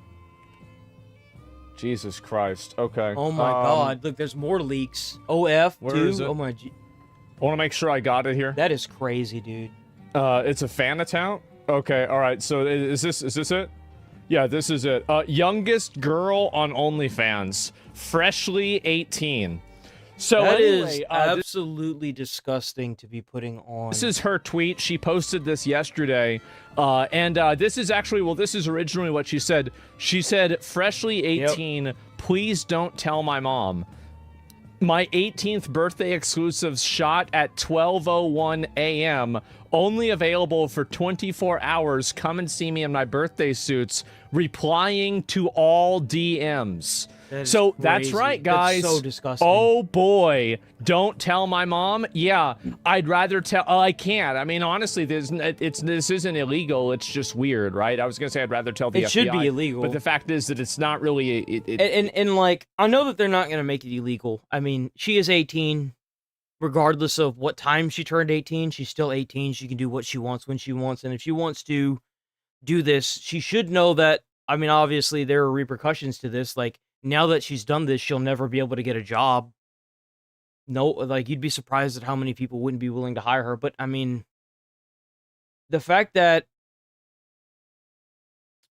she had these accounts prior to her turning 18, not the OnlyFans, but like everything else, prior to turning to 18, makes me wonder how often men were asking when she plans on doing the OF stuff. It's not illegal. Nobody's breaking the law here. It's just, it's not illegal. I don't think Jesus is looking at this and saying this is exactly what this is how I drew it up, right? Mm-hmm. And so anyway, FBI should investigate when the photos were uploaded. They probably weren't. Nah, there's no reason to do that. Anyway, so I mean, maybe, right? But I don't really think so. So she made $1 million. I'm not even kidding. Look, she's posted it right here. $1 million in money and subscriptions and everything to crazy. OnlyFans, and her messages. And this is the crazy thing. Simps be crazy. You want to talk about being overpowered? That is insane. Like, these simps will just message these girls. Like, and I don't even understand this. It's $20. I understand it. It's because every one of her fans thinks that they're going to be the one that she picks. But the thing is she's probably not going to pick any of them. Yeah, I guess so. And so anyway, these guys are sending this girl messages. And what I think is kind of funny is that the images aren't really being posted. So, I mean, like, oh God, can I even say this? Probably not. You're going to say it anyway, so say it. This is so disgusting. Should I say it? I'm going to say it. It's like they're pre-ordering. They are. This is insane. Well, the act of her turning 18 isn't illegal, but if she was being groomed to do this, then that's illegal. What the fuck? What the fuck? Actually, who the fuck $500,000? Shit. Who the fuck $500,000? Is grooming illegal?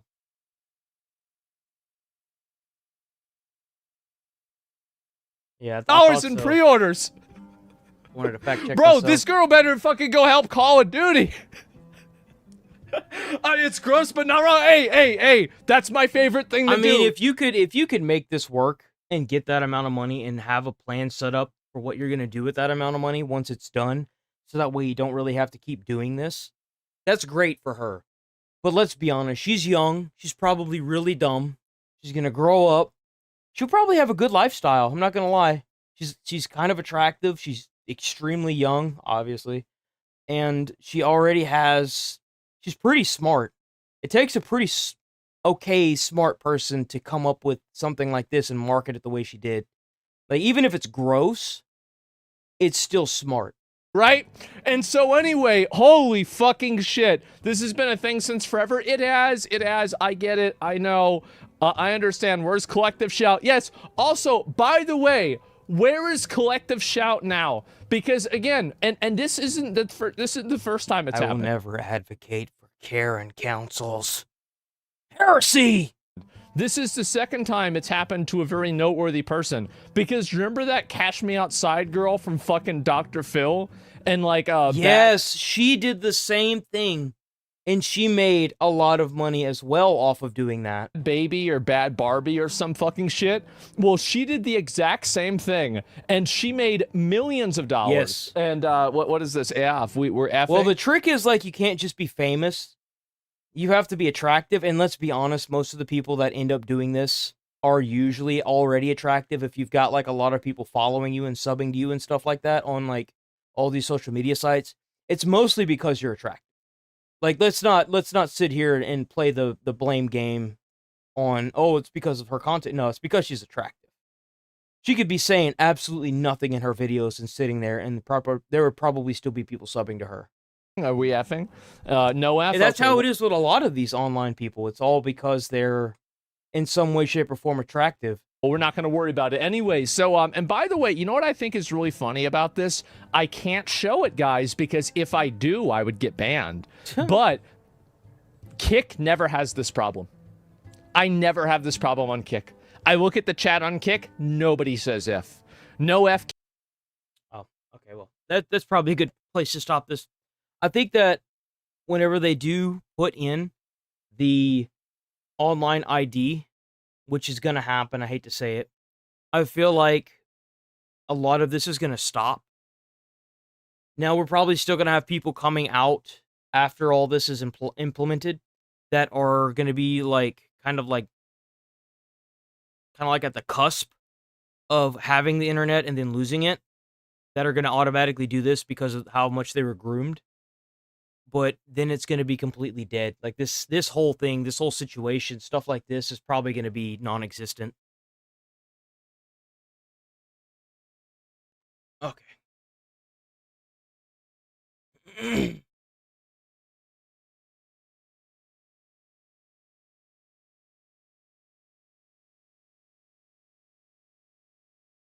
Wait, what?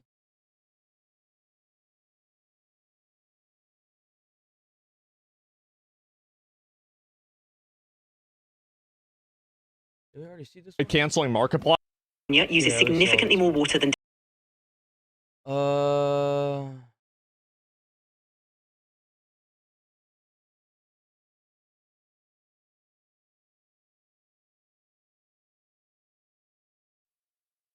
So embarrassing. What is this? Okay. Yeah. I didn't look at the breaking news. Hold on. Okay, let's keep rolling. So I just want you guys to see that this is a real comment. This is from the President of the United States. Sydney Sweeney, a registered Republican, has the hottest ad out there. Taylor See what I was saying? This is crazy. Swift is no longer hot. This is funny because Donald Trump had made a post saying that he thought Taylor Swift was really hot. And now I guess he rejected that. He didn't reject it. He didn't reject the comment. He was like, oh yeah, sure. But now he's retracting it and saying that Sydney Sweeney is even hotter. Being woke is for losers. Being Republican is what you want to be. Oh my God. And the Democrats wonder why the Republican Party is winning. The fact that he would just outright say that being woke is for losers, being Republican is what you want to be. Holy crap. That is levels of just a slap in the face that did, like, holy Jesus. Thank you for your attention to this matter. That's crazy. This is the President of the United States. What a freaking legend.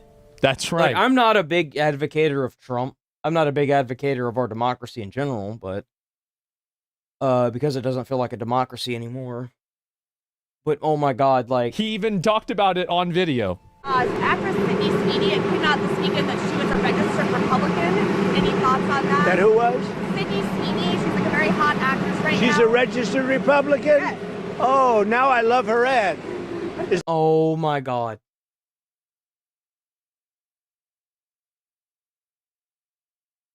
That's crazy. This is our president, boys, whether we like him or not. Is that right? Is Sydney? That's something. That sure is something. Dude, he's so happy too. Like, look at his face. He's so happy. Oh, is this BF? I guess so. Yes, the content is going in there talking shit. What do people think about Sydney Sweeney's ad? Oh no. Oh no. We got the Festival of Freaks. Oh God. Oh no.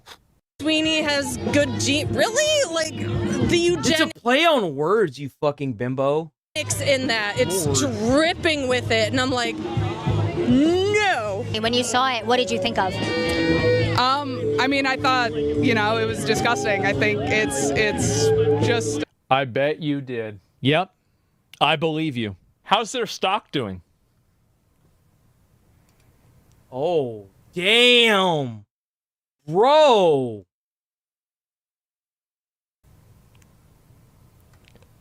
Total hog annihilation.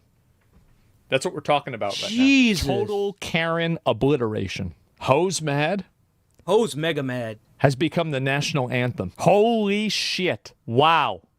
Showing what kind of country we're turning into, because it's white supremacy at the end. Turning into, we was always here. I don't know what you talking about. There ain't no white supremacy here. More like Karen supremacy. That's what this ad is representing. I didn't see it, but I have heard quite a bit about it. Why do these people all look the fucking same? They wear like the derpiest looking glasses. They've all got like fucking rainbow colored hair, piercings and shit all over their face. And they're all so gigantic. Like, and a lot saying. Now I say that, but I guarantee you that that's not the only people there, but it's kind of hard not to interview somebody that looks that way. Like, why else?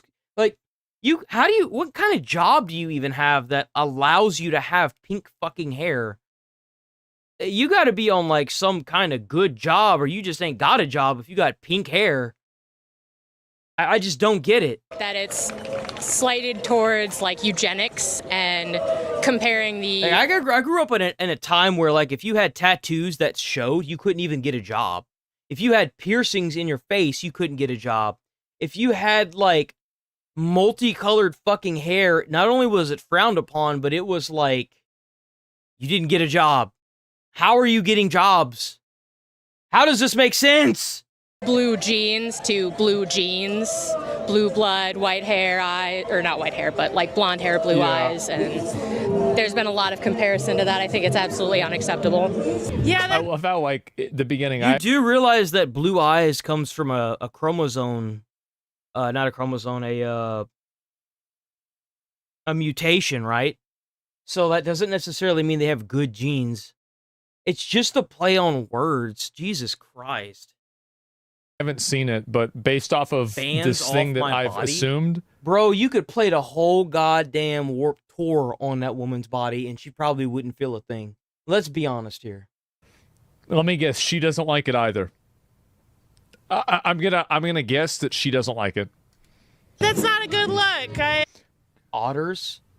The rules, wear PPE, respect yourself and otters.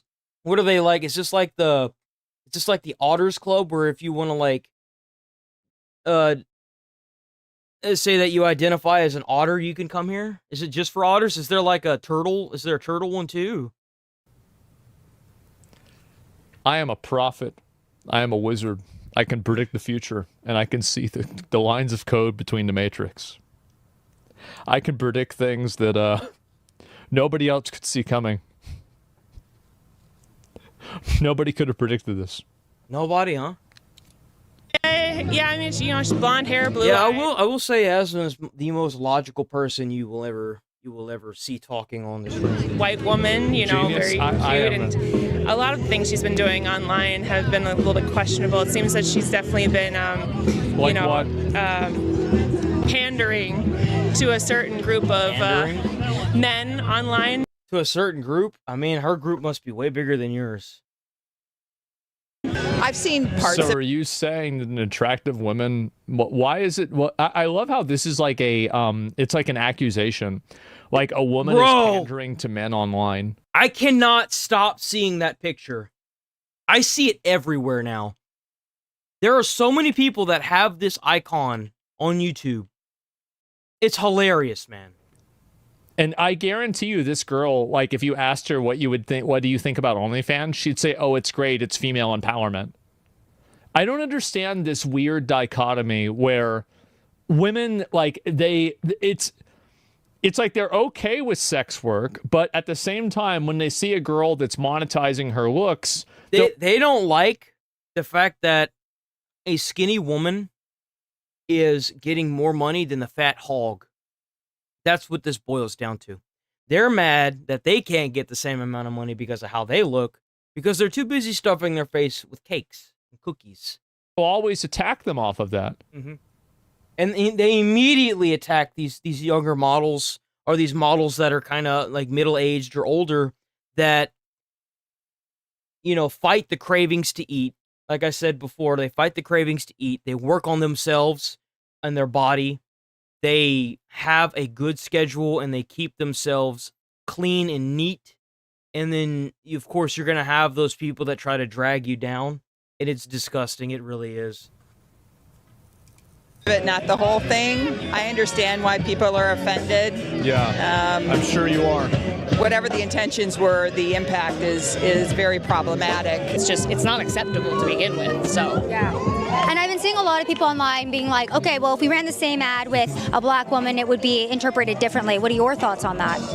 My thoughts on that is that, you know, a black woman probably wouldn't use the same inflection. And you do realize that the American Eagle Corporation made the slogan, right? It wasn't her. You do realize this, right? They chose that model, put her in the uniform, told her to say the lines, and gave her a paycheck. You do realize this, right? Like, that she was there to collect a paycheck and do her job. And now you guys are harassing this poor woman for just trying to do her job. Like, do they have no aspect of how the world works at all? Do you know what a job is? How do you even know about the inflection if you said that the what? You said you didn't see the ad. How do you know how she said it if you didn't even see it? Well, there's that too, yeah.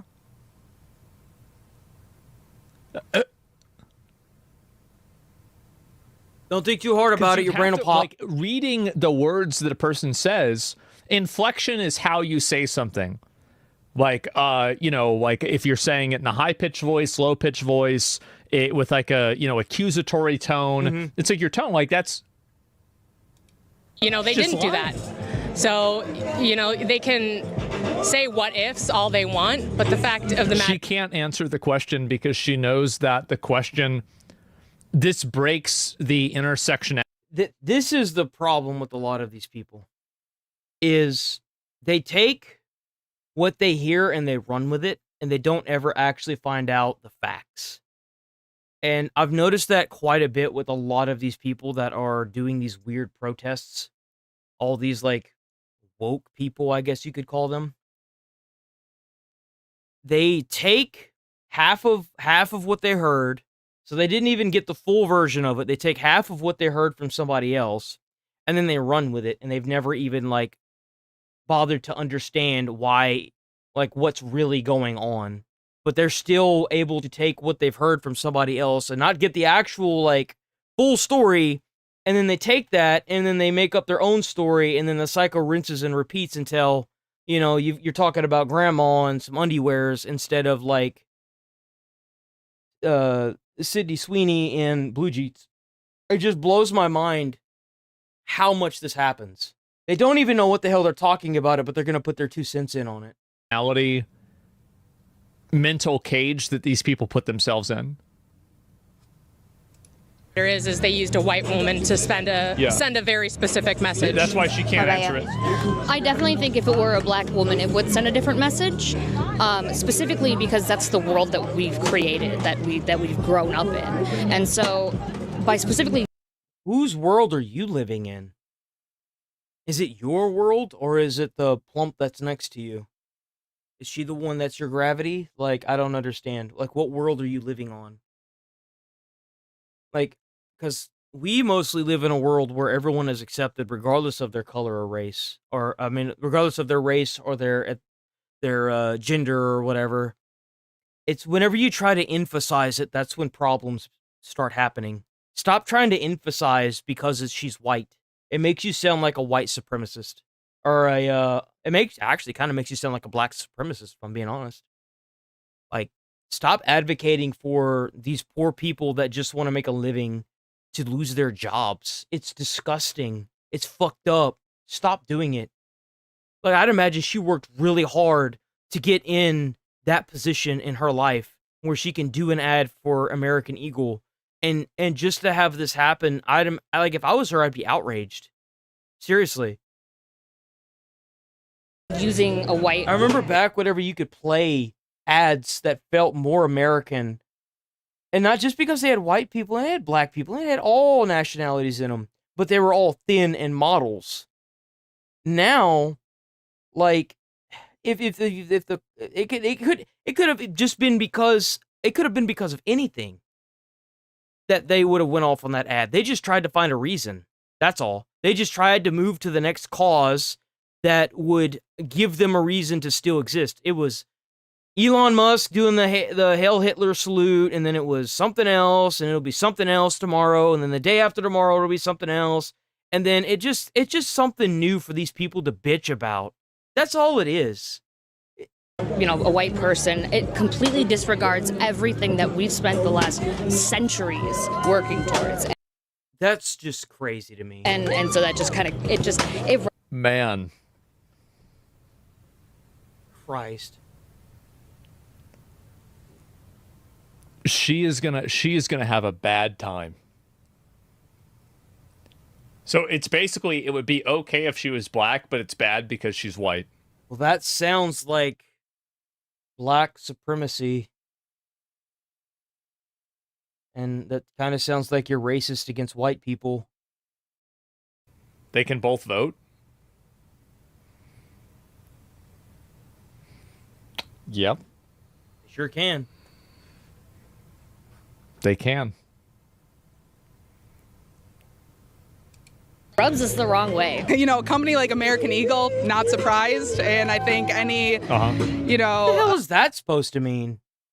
What? Thinly veiled, whatever they're trying to put out. You know, they tried doing this with Bud Light. And the backlash that it was Bud Light, I believe. Let me double check. What company lost a lot of stocks because of a woke ideal? What beer company?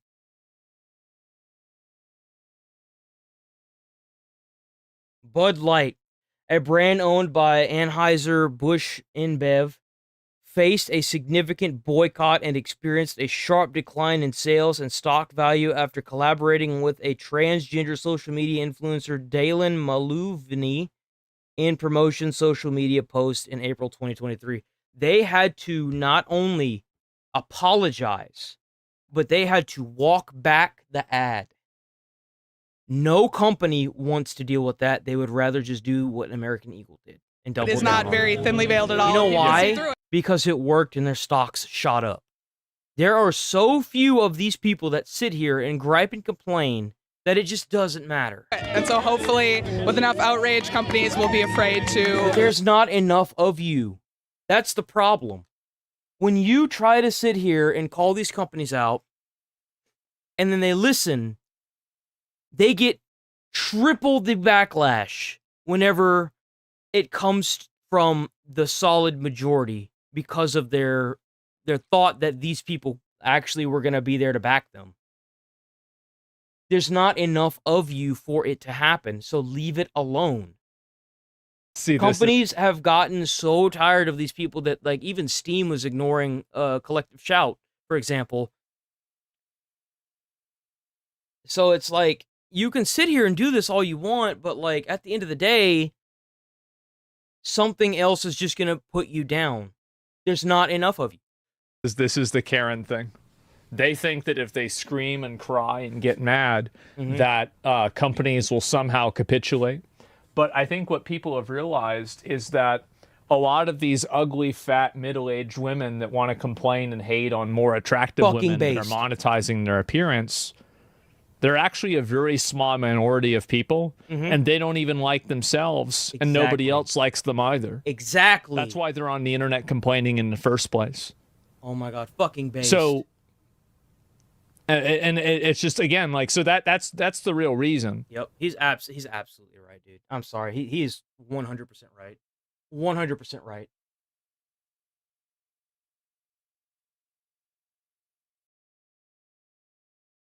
I have been saying this for a while now. I think the Marvel franchise is dead. I think that the movies that have been coming out, they're just garbage now, dude. I think Marvel is done. Ever since Stan Lee died and the end of Endgame? Avengers Endgame, I believe that's what it was called. Damn, it's been so long, I don't even remember the name of it. Avengers Endgame. Yeah. Avengers Endgame. Marvel has just went down the shitter, dude. They're not the same. Stubborn lip skin that I ripped off right before starting this recording, so my lip might bleed a little bit. Don't be concerned. That's just part of being 31 years old now. Even something as simple as taking a little bit of chapped lip skin off is enough to have me bleeding profusely, it seems. Yep. But, you know what else is bleeding? Marvel. At the box office. Now... Oh no, did the recent movie that come out, was it bad? This is a conversation in cinema that happens more frequently than people debating whether or not Sam and Frodo were gay. So many people since the end of so like low-key, whenever I watched that film, I kind of had the same like vibe, but I was like, nah, there's no way, right? Have talked about how Marvel is dead and dying, and that superhero fatigue had finally reached... I don't think it's superhero fatigue. I think it's just bad writing. It's just bad writing and bad, like, characters, honestly. I mean, look at Ironheart. Ironheart was a joke. There was, like, even the comics for Ironheart were received negatively. There's no reason Ironheart should have even been made. Molten core where everyone was done with MCU and how bad the quality was, but despite all of that hoopla, pretty much all of the MCU projects did decently well for the most part, like even unanimously hated stinkers. It's just like Disney. Like Disney it's like a coasting period. So you keep watching it, hoping that eventually they'll make a movie that gets better, because you want to support them. Because they did do past work that was good. And then you have that sharp decline in sales like Disney's having now, and the backlash sets in. And because Disney's like, well, they're not doing so good, and then and they're like, oh, well, the box office didn't do well, we don't know what happened, and then people are like, we'll tell you why it didn't do well, because it fucking stinks. It's a stinker. It's a big old pile of poopy on the ground. Like Ant-Man Quantumania still generated like $500 million, but that's crazy. The quality did... I was never a fan of the Ant-Man series. I just don't think it's very good. It seemed kind of boring. Significantly decline, and a lot of people were getting tired of it. Like you couldn't compare Ant-Man and the Wasp to Thor Ragnarok. Hell, even Thor Love and Thunder wasn't as good as Ragnarok. Ragnarok was fucking awesome. Everything about Thor Ragnarok was it completely obliterated like most of the like spin-offs that came from Thor, or like it obliterated Ant-Man. Hell, I would even argue that the Black Panther was better than Ant-Man. It's just a boring movie. And some of them did actually not do well, like the Marvels. But on the whole, the MCU was still fine in the box office, but it was showing signs of weakness. Yeah. Now, they've released 2 decent movies back-to-back, Thunderbolts and Fantastic Four. I've heard both of these are okay. Not exactly doing the billion-dollar nut-busting that the MCU was known for. That's what happens when you ruin your reputation. That's what happens when you start printing crap.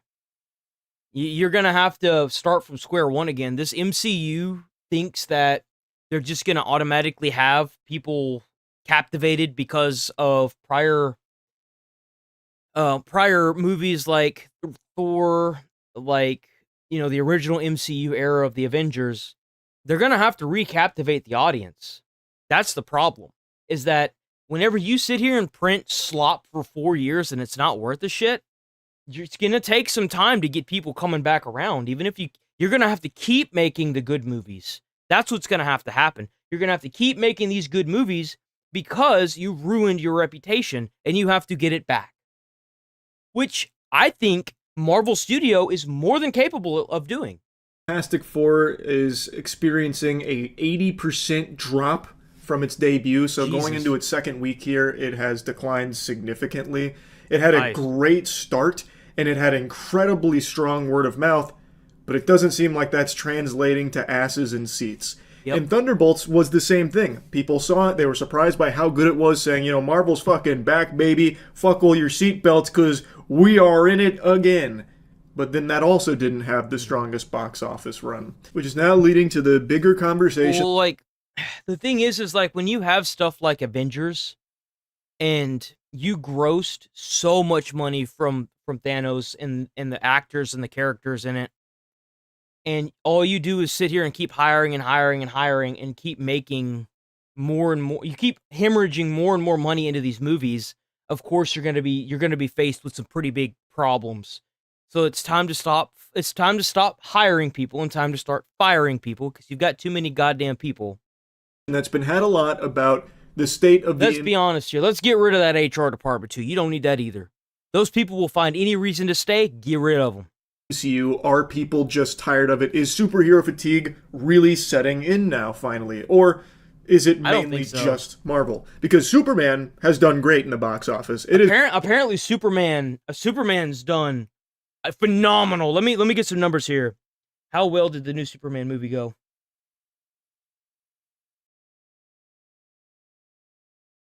It performed pretty well. It grossed, it's surpassing 500 million globally, boys. The new Superman movie might actually be worth a damn to watch. I was very skeptical at first, but maybe it's actually worth a watch. It's been fucking slapping in the box office, and it's a good movie. Thunderbolts and Fantastic Four are also good movies, especially in a sea of dog shit that Marvel had been farting out for quite a few years, with a few exceptions like Guardians of the Galaxy Volume 3. And now it's left a lot of people wondering, well, what the fuck's going on? Why are they not having strong box office performances when these are finally some decent films from Marvel again? Yeah. And to be fair, I think it's a little overblown with Fantastic Four flopping and all of that with that narrative that's being spun. I don't think Fantastic Four flop. I mean, if you had a good run on the first day, that's good. Still at Sorry that the same people that saw it don't want to go back. $170 million worldwide in its second weekend. That is still pretty solid, but... Like, to give you an idea of how good Endgame was, people went and saw that movie, like I knew people that went and saw that movie 2 or 3 times in the theater just for the hell of it. Like, your day of Endgame is over, guys. You had your peak. Unless you come up with something good and have a good cast again, your peak's done. You've hit your cusp. Enjoy, just slow ride down to the bottom. Hell, find an even ground. But don't expect it to peak like that again unless you've got some good stuff to bring to the table, because it's not going to happen. Against its budget and its marketing, it still needs to make like $450 million or something from the reports I read. Same with the Thunderbolts. The Thunderbolts generated $380 million total across its lifespan in theaters, and it needed about $450 million for that break even. So like, it still does have a little ways to go, but it's not doing like dreadfully. Like, I don't think all the Marvel execs are in full force panic mode, sweating, contemplating, sitting on a cactus or something, like worried that it's all dried up. Well, it seems like they're actually paying attention to what the audience is saying. So as long as they keep doing that, you're going to keep bringing in more and more people. So if this ever reaches the ears of a Marvel executive, I would say keep doing what you're doing because it's working. Like, honestly, because it's better than it being a complete and total like flop. Like, the past 2 movies that you've released apparently did really well, and I would say just keep doing that. Try to set the bar higher and higher every time you make these movies, and you will succeed again. Marvel's dead. But it is less than you would expect for some actually good Marvel movies. It's an interesting topic, because again, this is a conversation that's been had a lot, but I had always just said, yeah, the films have gotten worse, but there's always going to be an audience for it. They're always going to make like over $500 million. Turns out that is not the case. These are better movies than the ones that were coming before it and performing much better, but it really does seem like people are checking out. A lot of people are starting to view the MCU kind of like homework that you have to do, like prerequisite reading. Yeah, that's right. All the TV shows that came out for it as well, they're trying to like implement that into, oh yeah, Oh no. Yeah, that I almost completely forgot about that. He's right. Watching the shows beforehand and catch up on like 5 and 6 movies. Yep. Just to be able to go. Just to be able to understand some of the references that are in a movie is just kind of dumb. I'm going to agree with Charlie on that for sure. Like, I think that's really stupid. I don't like if you guys are going to make more movies, Marvel, you guys need to stop. But a lot of people just don't really care about the work. There it is. You have to keep setting Marvel Studios. You guys got to keep. It's probably going to be it for this video here. You have to keep, like I had said earlier, you have to keep setting the bar higher and higher. You guys are getting there, but you've got a long way to go. You've got such a long way to go. So this kind of blew my mind whenever I saw this. I was like, really? Alex Stein? Who is Alex Stein? American right-wing YouTube. Oh, he's a YouTube personality. Okay.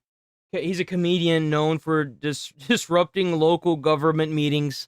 Oh my god, this guy is hilarious. Okay, so here we go. Oh god, this is going to be something else, I can tell. I'm considered one of the sexiest men in conservative politics, and one thing I want to say, a lot of people are going to hear my testimony and you're going to say you're anti-LGBTQ. I want to say that's impossible because I'm a Dallas Cowboys fan, so obviously I have a lot of gay pride, but... Oh my god, dude! Oh my fucking god! The Senate? This is the Texas...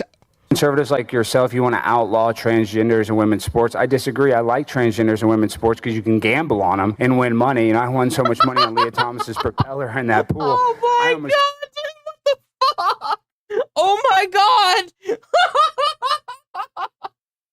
Turn draft What the fuck?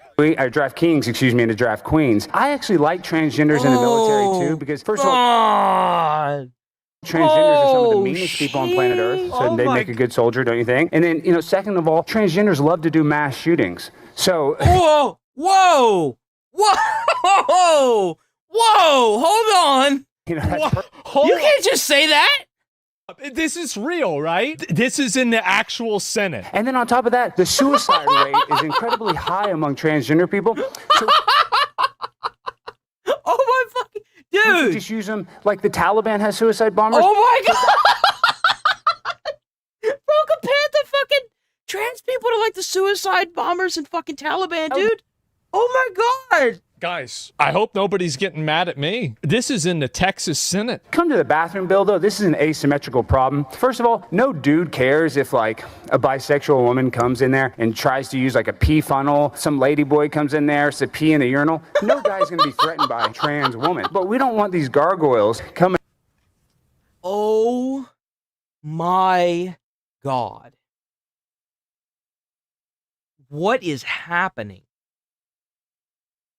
How has no one cut this guy off yet? Is he really resonating with the people that are like listening to this? That's crazy. Well, I was going to say something. Listen, I have my First Amendment right. Let me just speak. So, bro, they're so mad. They're so fucking mad. He's a YouTuber and an online content comedian that is known for disrupting like town hall meetings. Or not town hall. He's known for disrupting government meetings, local government meetings, and confronting politicians and other individuals. He is the host of the Prime Time and Alex Stein on Glenn Beck's Blaze Media Network. So check him out. We're sick of these transgenders trying to invade women's personal spaces. Some of you lesbians want to come in and pee next to me. You're more than welcome. And you guys are all welcome in the men's room. Jesus, that is something. That is crazy. He just came out and said it. No shame for this man. I think that works. Thank you very much. Thank you very much.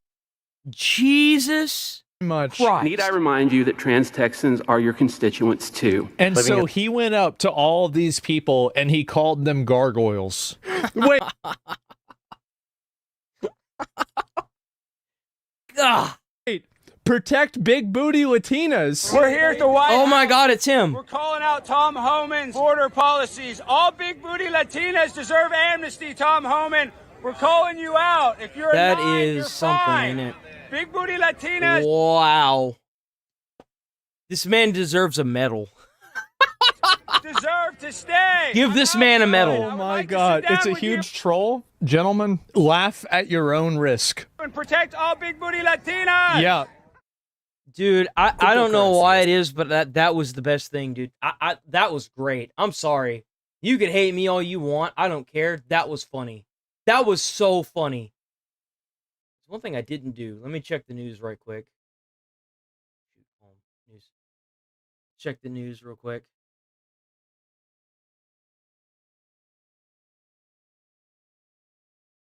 Recent college graduates. Oh, damn. Look at that. 18 hours ago.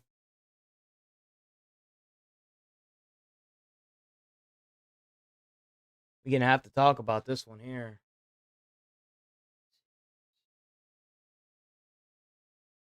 NBC News senior. Because I know exactly why that's happening. And nuclear subs after ex-Russian president comments. Okay, I'm gonna go use the bathroom real quick.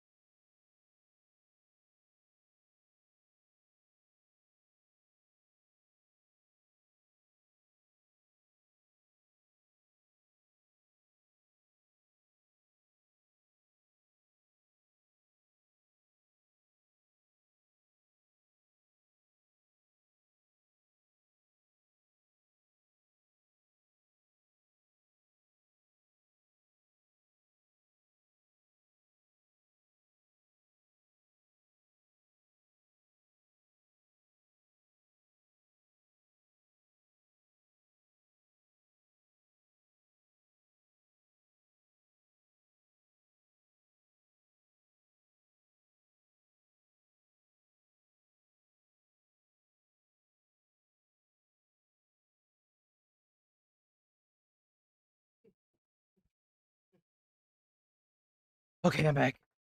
Okay,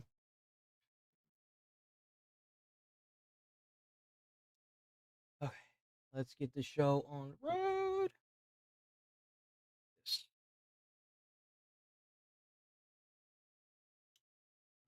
Plop. Your policy reporter Shannon Pettypiece has been talking to some of them, looking into this. Shannon, I'm hearing it in my real life from college grads all the time. What did these young people tell you about their job searches? Yeah, I mean, NBC. So, to give you an idea, whenever I was growing up, I was told that if you don't go to college, you don't get anything. And at the end of my high school, I cannot tell you how many of my friends went to college. They didn't have a trade they wanted to go to. They went to college. And now it's been about 10 years since then. It's been longer than that, but now they're getting out and they're realizing how saturated the market is with all these college graduates. This is what greed looks like. They tell you to go to college. The college takes your money, or they put you on a federal student loan that drains you of your income. If you get a job, and if you don't get a job, you're still going to be required to pay it back. And now that the market is saturated with all these people that got college degrees or master's degrees, you see people with college, you see all these people with degrees and master's degrees working at McDee's, trying to pay off their $300,000 student loan debt. This was bound to happen. I think it's disgusting because these people took out this amount of money not knowing what kind of impact it could have on their life if they weren't able to get a job, and not knowing that you should probably go into college knowing what you want to do. They kept telling all these people, this happened quite a bit even whenever I was a kid. They would say, just go to college, you can figure out what you want to be once you get in and you find something you like. That's the biggest mistake you can do. Because you're going to have to take out a loan, if you're poor, to get into college. And if you don't know what you want to be, by the time you finish, it's a waste of your time. It's going to be a waste of your money, and it's going to hurt you for the rest of your life. That is the biggest mistake that teachers told students and are still telling them as they're going through high school and in school in general. Because now, having a degree doesn't mean shit. Because the market's so fucking saturated. News, we heard from more than 100 recent graduates, and among them a really dire... Nowadays, a degree is like having a high school diploma. Used to, if you didn't have a high school diploma, you wouldn't get a job. Now you can have a degree and still not get a job. Picture emerged. You noted some of those examples. But remember, guys, there's still a whole bunch of jobs that are new, that are opening up for U.S. citizens. One woman we talked to had applied to 1,000 jobs and had only gotten 2 interviews. Those who were working said they had to switch fields altogether. They were taking entry-level jobs, making half of what they had expected. And some, even with what you would think would be in-demand degrees like computer science or degrees related to business or finance, couldn't find anything, couldn't even find retail entry-level jobs. And they're struggling. That's right. It's bad. Finding a job nowadays is almost impossible. Like, oh, it's because you're not looking. There's only so many jobs that you can apply to before you realize maybe there just isn't any fucking jobs. Have you ever thought of that? They're living back at home with and their it's not just me. I have a friend that's trying to find a job as we speak. He's been out of work since December.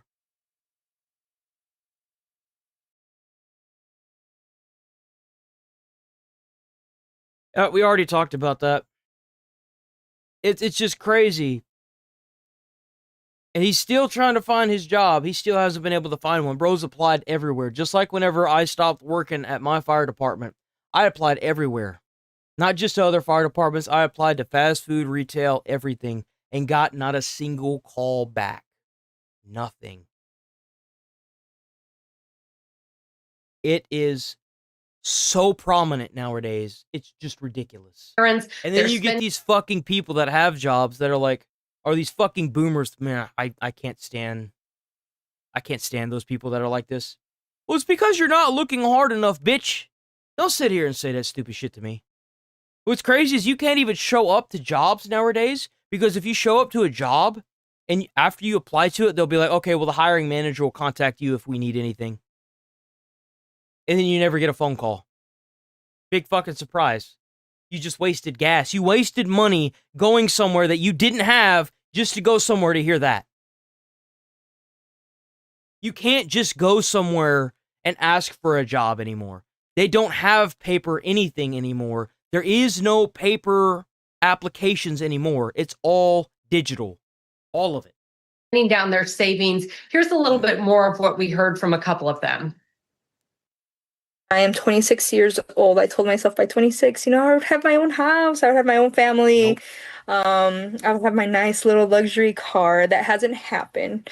And at first, I did kind of beat myself up for it. But you know what? It's like the world's changing. I think everybody's been on that path where they're like, oh, maybe it's something that I'm doing. Is my resume not looking good? Maybe I didn't do something right. It's not your fault. It kind of feels like some of these places have interviews because they get some kind of like monetary gain from doing it with no want to hire somebody new. It's kind of crazy. I'm almost 27. Like, if the next job I have, I want it to be my career. I feel like if I see, what we had before was a bunch of openings to jobs that are going to be dead-end jobs. And the career jobs were the people that went to school.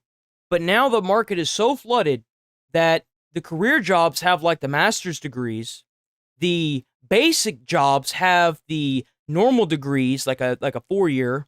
And then everything else is just up in the air. Good luck trying to find a job. Straight up. for something like Walmart or McDonald's, or which is the type of jobs there is around here right now. Yeah. And then whenever you get on these, like, that's another thing. Whenever you get on these, the media, right? When you get on and watch the news, and they're like, well, there's so many jobs out there. All you have to do is go and apply. And then, like, for example, whenever someone sees that and they have a son at home or a daughter at home that has been trying to find a job for months and can't get one, and then they look at that and they're like, well, they said there's a whole bunch of jobs. There isn't any. They have this new thing called dead jobs, where the company shows that it's a position, but it's never actually filled. It doesn't exist. They are inflating numbers and saying that there are more positions opening when there is no positions.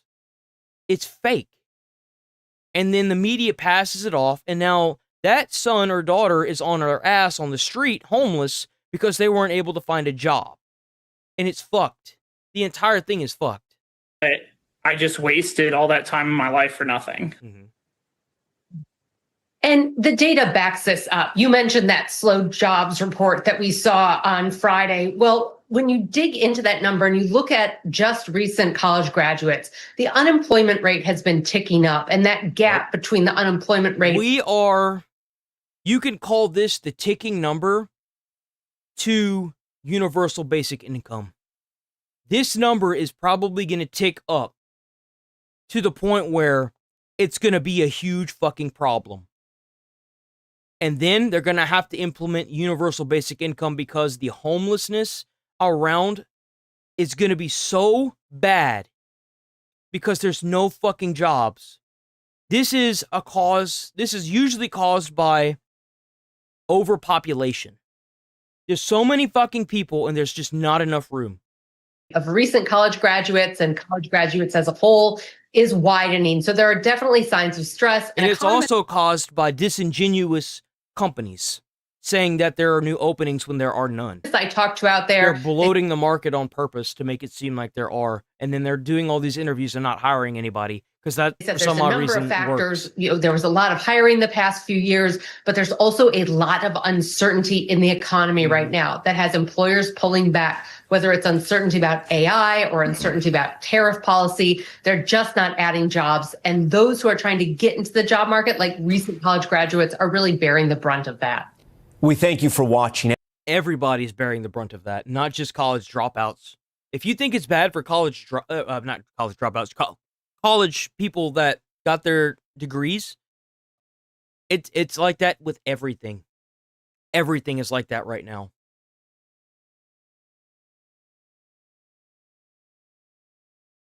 So embarrassing. What is this? You got like 10 seconds to open up this door. I swear to God, I'm gonna break this door.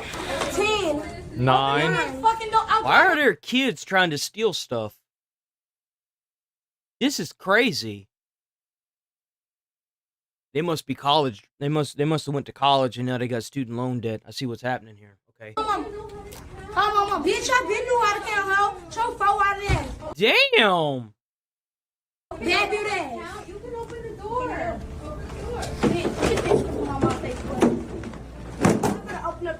As a parent, I'd be really embarrassed if this was my... You know what's really sad? I guarantee you the parent put them up to this. There's no way. These kids look young. They look like they're under like 7. I guarantee you the parent put them up to this because they're minors. I guarantee you the parent sent these kids in to do this because the minors wouldn't have gotten anything out of this. They wouldn't, like, if they get arrested and they get put in like some kind of juvie thing, it won't matter. It'll just fall off when they turn 18. My kid. You get caught stealing in CVS? And if this was my kid, these were my kids. If these were my kids, they wouldn't have an ass left to sit on. I don't know what parent would allow this if, like, oh, no, sir. 5th grade. He shouldn't be allowed to go to middle school until he can steal a candy bar and not get arrested. Open up this door before we break this bitch. Break some up in this bitch. I'm gone. Man, they got mini trolls up in here now, huh? You guys must be dumb. He's going with the bottle? I will trash this on. I bet you will. Damn. You know what they need to do? You know what they need to do with a situation like this? They got to get the parents, and they got to put the parents in jail. Well, about that, when I agree. Kids eventually got home, the mother decided it was a good idea to make a TikTok and make sure everyone... Oh, you fucking idiot. You know how many of these fucking people get arrested because they show their crimes using social media? There have actually been people that have murdered other people and put up a stream trying to say that it was the reason why they weren't murdering somebody. Knew they weren't actually poor and call everyone else broke. Let me address this motherfucker. Let me sit up. What y'all got to say to me? Can people stop saying they mama poor, they can't afford food, or mama can't afford food? And second of all, we fully dressed. We got more money than you, bitch. That's crazy. Did she really think she was gonna get away with this when she What a fucking idiot. She make more money than you. She got her own house. She pay her own bills. She got more shit than you. You broke. You ain't getting no more shit. And that was not food inside that bag. That was snacks and toys. And if it was, yeah, that's what y'all like the fuck. Matter of fact, everybody steal. But yeah, and everybody done come. Oh my god. This is crazy, and they wonder why.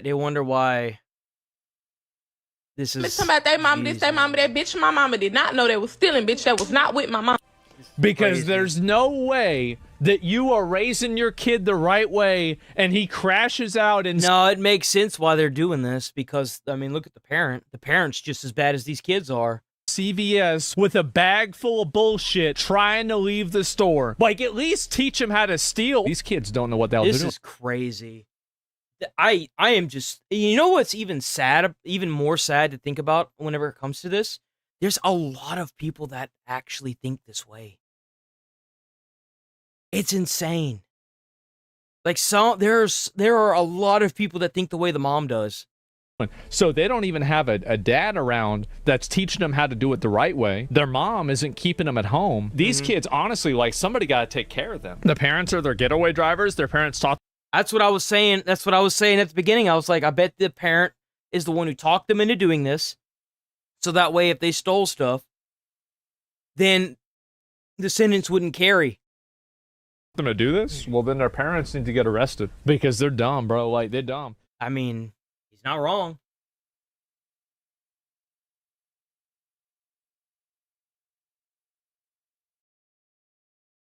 Okay, so Trump sends message to Putin 21 hours ago. Remember, this could cause a nuclear war. Confirming the deployment of 2 nuclear submarines in response to escalating tensions between the United States and Russia. Because, you know, you totally want to try and bluff when it involves, like, a nuclear war. Russia. Here's what the president said last night. On Russia, Mr. President, can you say, have those nuclear submarines been deployed yet to face Russia?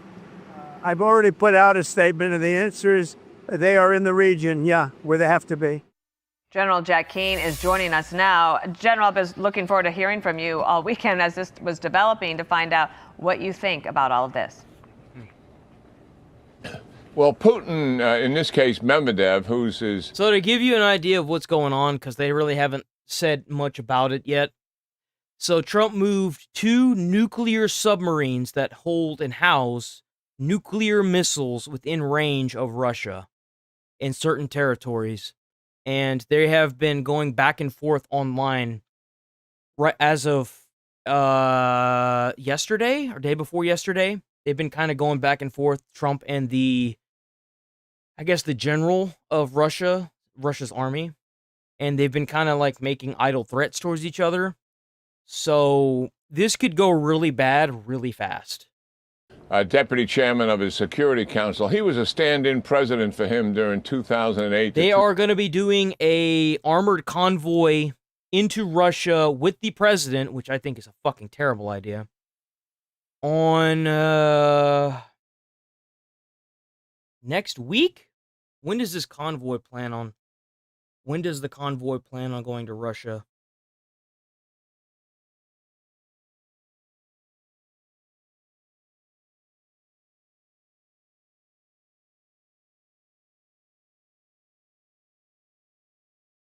When does the convoy holding the United States president go into Russia?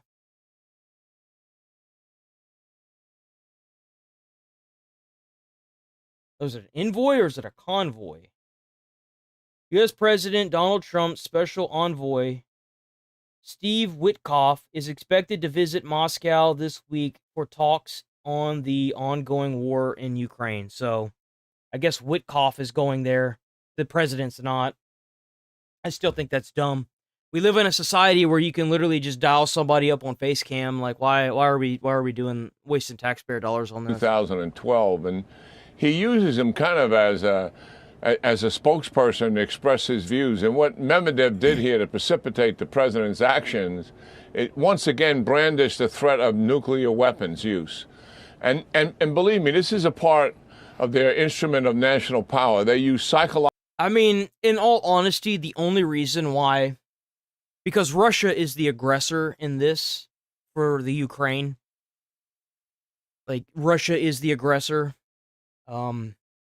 If Russia didn't have nuclear capabilities, we wouldn't be sitting here trying to take these people to the table. Because when Trump chewed out the Ukrainian president, whenever he was sitting in front of the three of them, when it was the three of them, it was for good reason. It was to try and make peace with Putin.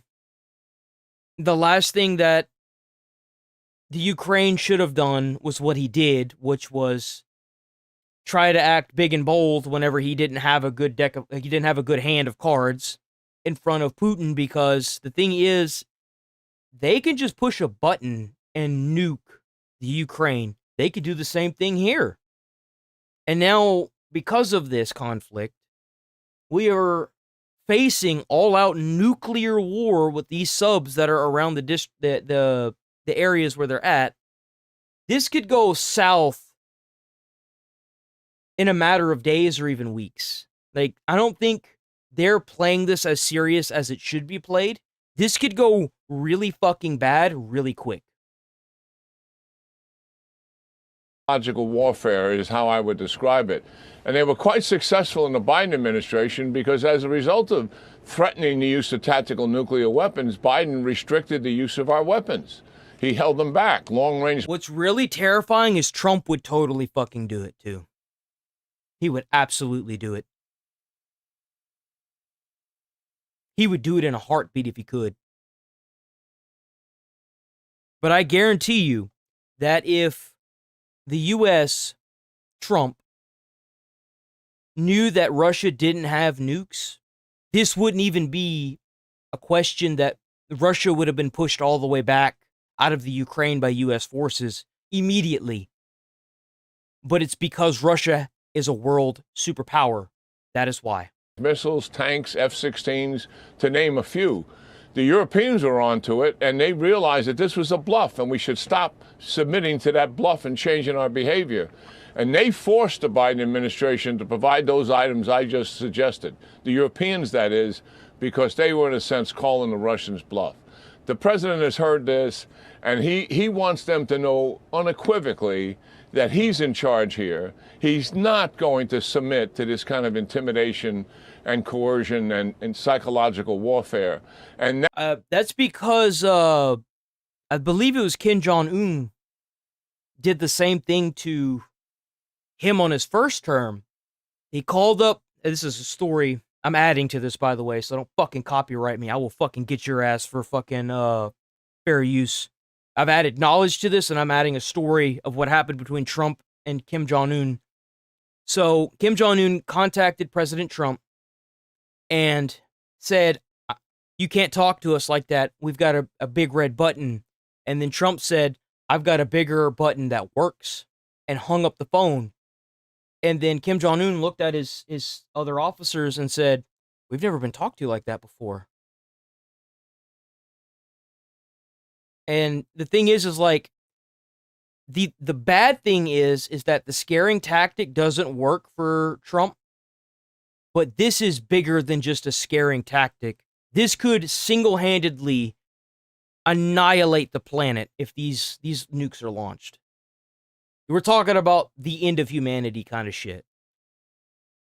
That is the message he is sending by announcing the deployment of 2 nuclear-powered submarines. By the way, all of our submarines are nuclear-powered 14 of them. Because you have to keep in mind that if Putin dies because of this, there is something called a dead man switch. Kim Jong-un has something very similar to this, where if he dies by not like normal means, every nuke in their country launches to a to whoever designated the either assassination or, you know, did them in. So this could single-handedly, like I said, end the world. Carry nuclear ballistic missiles as part of our strategic triad arsenal. So yes, this is much as it's about messaging more than anything else, Dana and Martha. Messaging is messaging, just like threatening somebody is threatening somebody when it's online. But whenever you start moving subs in districted areas that could fucking kill everybody, that's whenever shit's getting real. They're going to play it off like it's not. This could be really bad. And it's by the president. I am not going to submit to this kind of intimidation. There was also an exchange last night between President Trump and a reporter about Russia and how they might be able to avoid sanctions. Watch it.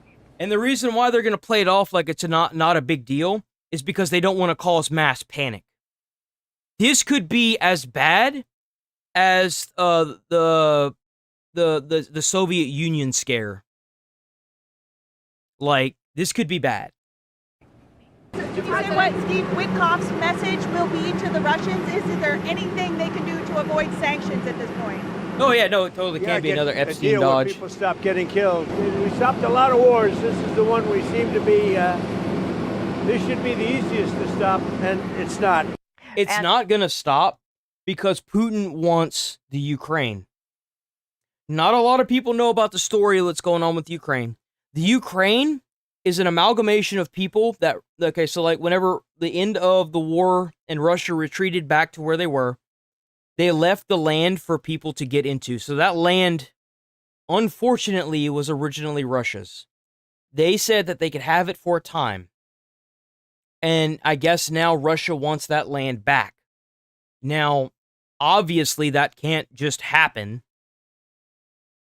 But that's what kind of makes Russia the aggressor. And I say kind of because they're forcibly trying to take it, which is a problem. Zelensky out of Ukraine, his top advisor. If you try to take something and you can't get it and you have the ability to bomb the shit out of them with nukes, what do you think the next thing is going to happen is? They're going to nuke them. Because they can't have it, then nobody will. That's the problem. Talked about this, and he said that the economy geared for war cannot withstand the pressure and is holding on only through the sale of energy resources. It is possible to strangle the Russian economy with secondary tariffs proposed in the USA. Obviously, President Trump will make his own decision on that, but do you think that that could help? Because President Putin seems to be able to withstand a lot of pain. If his people are hurting, it doesn't seem to bother him that much. And why would it?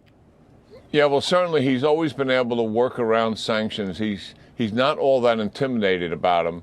But the combination of tariffs and sanctions, and the kind of sanctions we're talking about here, is really going after the major buyers of Russian oil.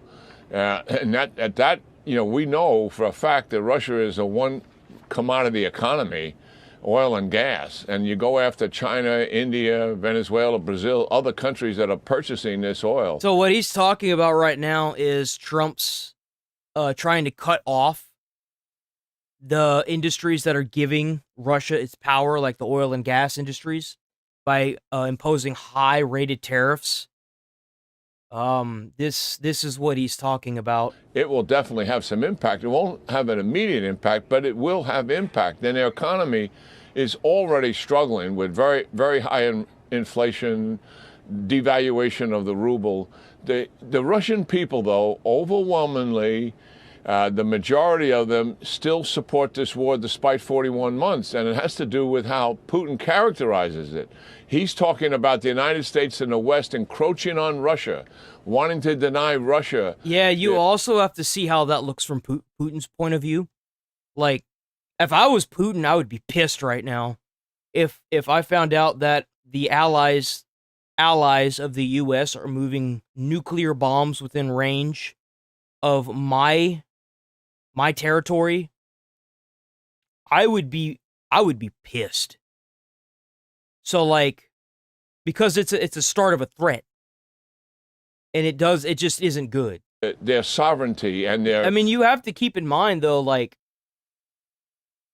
this isn't going to end well for somebody who wants this territory. He's not going to stop until he gets it. And if he knows he's going to be taken out, he's just going to try to take out as many people he can. So this is bad. I don't really see there being a way to coerce Putin into not doing this, because it's what he wants to do. That's right, he is a dictator. He doesn't care about the people he has to lose to get what he wants. He wants that land. And the Ukraine, unfortunately, shouldn't be forced to give up parcels of that land, but if that's what it takes, then that's what it takes.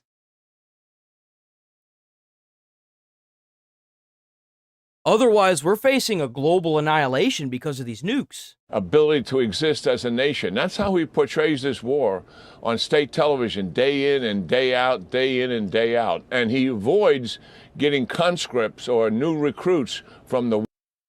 I think that's all well, no. There's a little bit more left, I guess. Western part of Russia. He gets them from central and eastern Russia.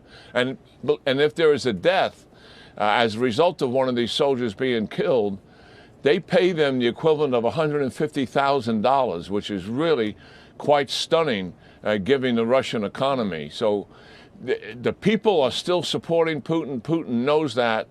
And the reality is here, these sanctions will take its toll on... He's got an entire generation that all they know is Vladimir Putin. That's all they know. The people, so of course they would support him. The economy once they're enforced. All right, so much happening, and it's another Monday that we start off with you, and we appreciate that. General Jack Keane, thank you. I'm Steve Doocy. I'm Brian Kilmeade. And I'm Ainsley Earhart. And click here to subscribe. Oh, shit. Whoops. Let me check on one more thing before we watch the last video. Let's see. News. Fired reporter makes stunning admission on NBC anti-Trump bias. Oh yeah, we got senators being treated as felons now. They're trying to get them and arrest them. There are actually warrants out for their arrest.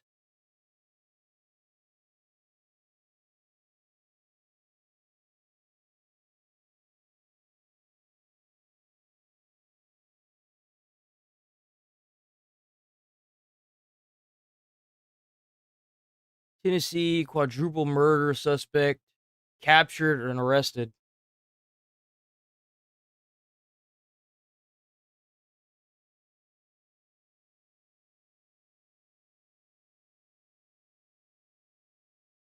What is this? I want to thank Senator Hawley for working with me again to advance this bipartisan legislation that will help ensure that elected officials are serving the public and not their own financial interests. I'd also like to thank Senators Merkley and Ossoff for their leadership on this issue. Chairman Paul, I'd also want to say I appreciate you convening our committee related to the Jeffrey Epstein. I don't know what the hell that is. It sounds like a bunch of ass kissing to me. Okay. What time is it? Damn.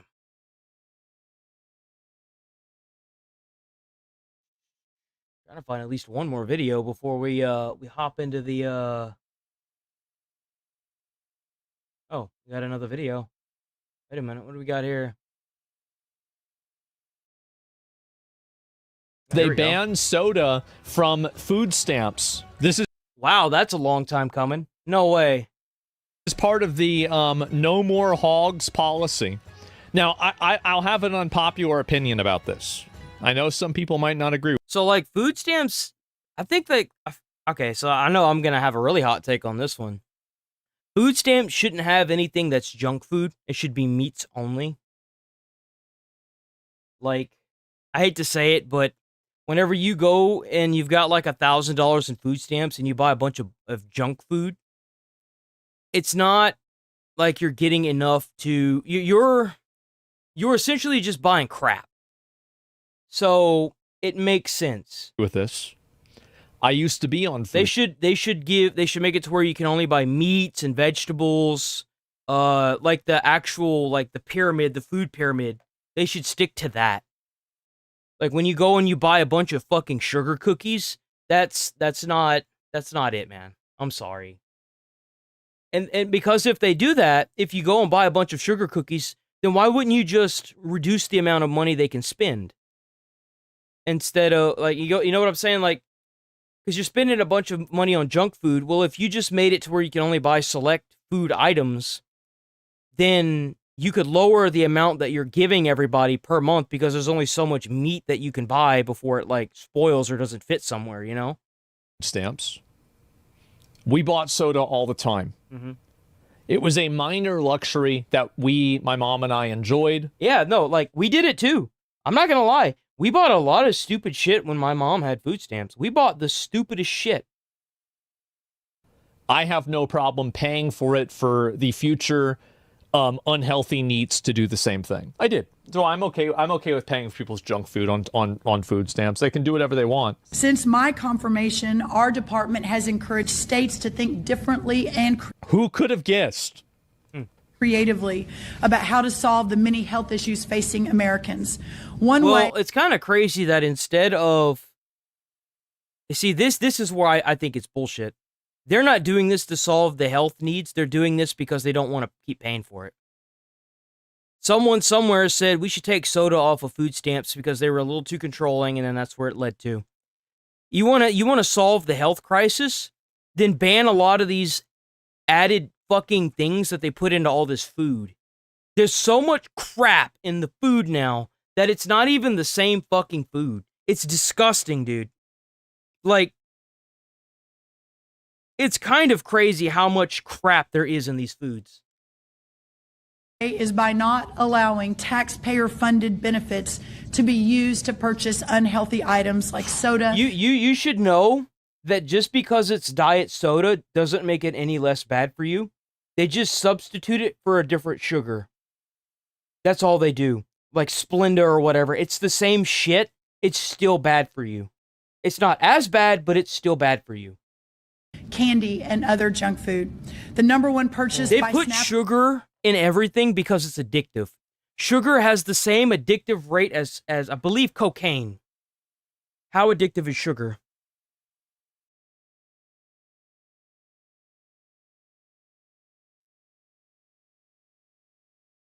It's often compared to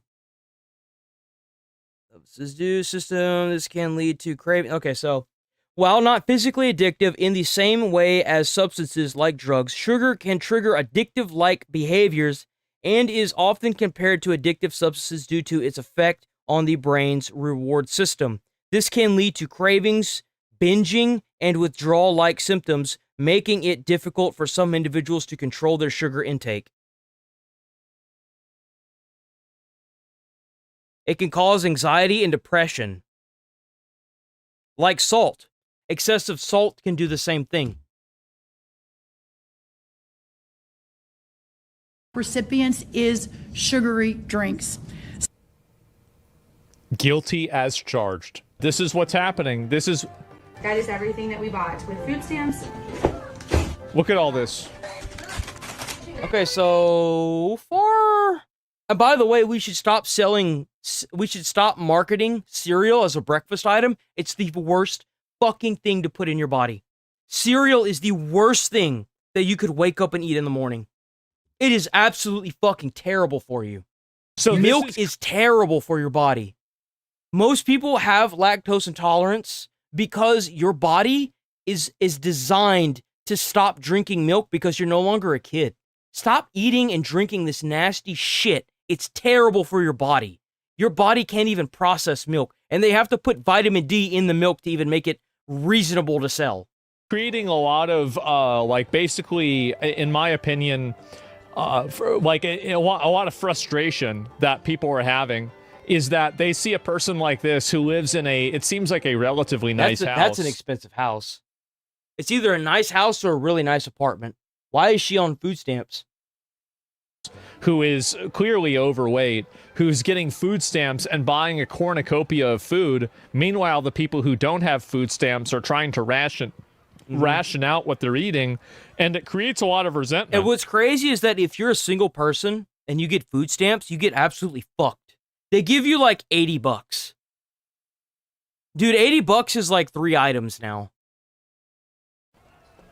It does. Like, that's why I never really bothered with food stamps, because, like, back whenever I had my apartment, shit sucked, man. You barely could afford anything. This creates a ton of resentment, and that's where it's at. You look happier, my food stamps just hit. Look at all that fucking soda. How? Enough to defend it. Say how much you got in food stamps for the month, but by the looks of your carts, the 2 carts. That's a lot. It looks to be pretty. Yep. See, you used to be able to do this whenever food stamps were reasonably priced. Like, you could get, like, $500 in food stamps, and, like, you would be able to fill up 2 carts. That's what we did whenever I was growing up. But food is so expensive now. This has to be over $1,000 worth of food. This is what a family... 19-year-old teen son when he looks up our $3K in food stamps. Oh, my God. That's crazy. $1,800 food stamps. Nika spending and selling some of her $1,800 food stamps. That's illegal. You can't do that. You can't sell your food stamps. So she's buying the food and then reselling it? That's crazy. Captain Crunch. Low key, that's kind of smart, though.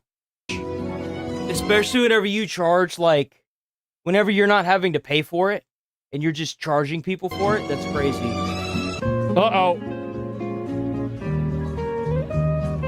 How? Yeah. I've actually had people, whenever I worked at Walmart, ask me if I wanted to get stuff with their food stamps and I could give them the money, and I was like, nah. Hell nah. There it is. That shit's illegal. And so you see this happen. The average person sees this happen. They're like, nope. Nope, I don't want to pay for this. With your tax dollars? I know.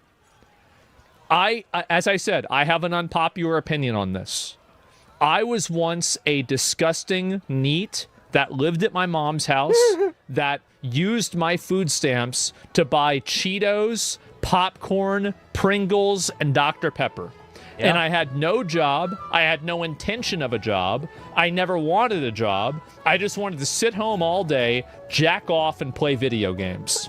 No, well, you can't nod him for being transparent. That's for damn sure. Well, now I'm not anymore. Now I do the same thing, but I have a camera on me, so it's totally different. And so, yeah, anyway, I have no problem paying for the next generation. Talk about legendary honesty. Legendary honesty, man. No fucks given either. Generation of losers to do this because they paid for me to do it. I feel like it's kind of like the cycle. It's a cycle of life. It is. I have an obligation to pay for the next generation of NEETs to sit at their mom's house and jerk off to the kind of cornbread that my mom and I would get all the time. Bro, this is the best cornbread. Jiffy? It's not even absolutely. Remotely close. Dude, there is... Okay, so my grandfather used to make this stuff called couscous. And I've heard so many people that are like, oh, well, I don't think that's what that is, but that's what we called it. And he was French. He was Louisiana French.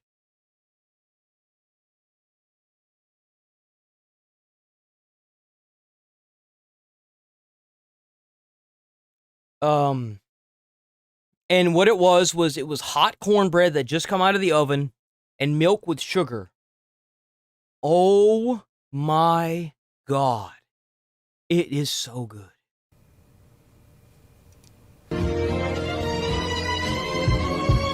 Yeah, this is in the South for sure.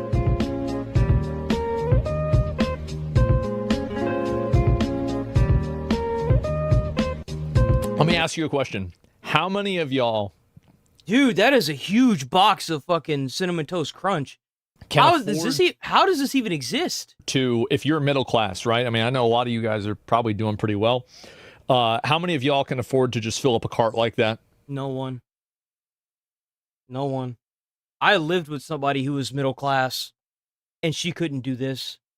No one can.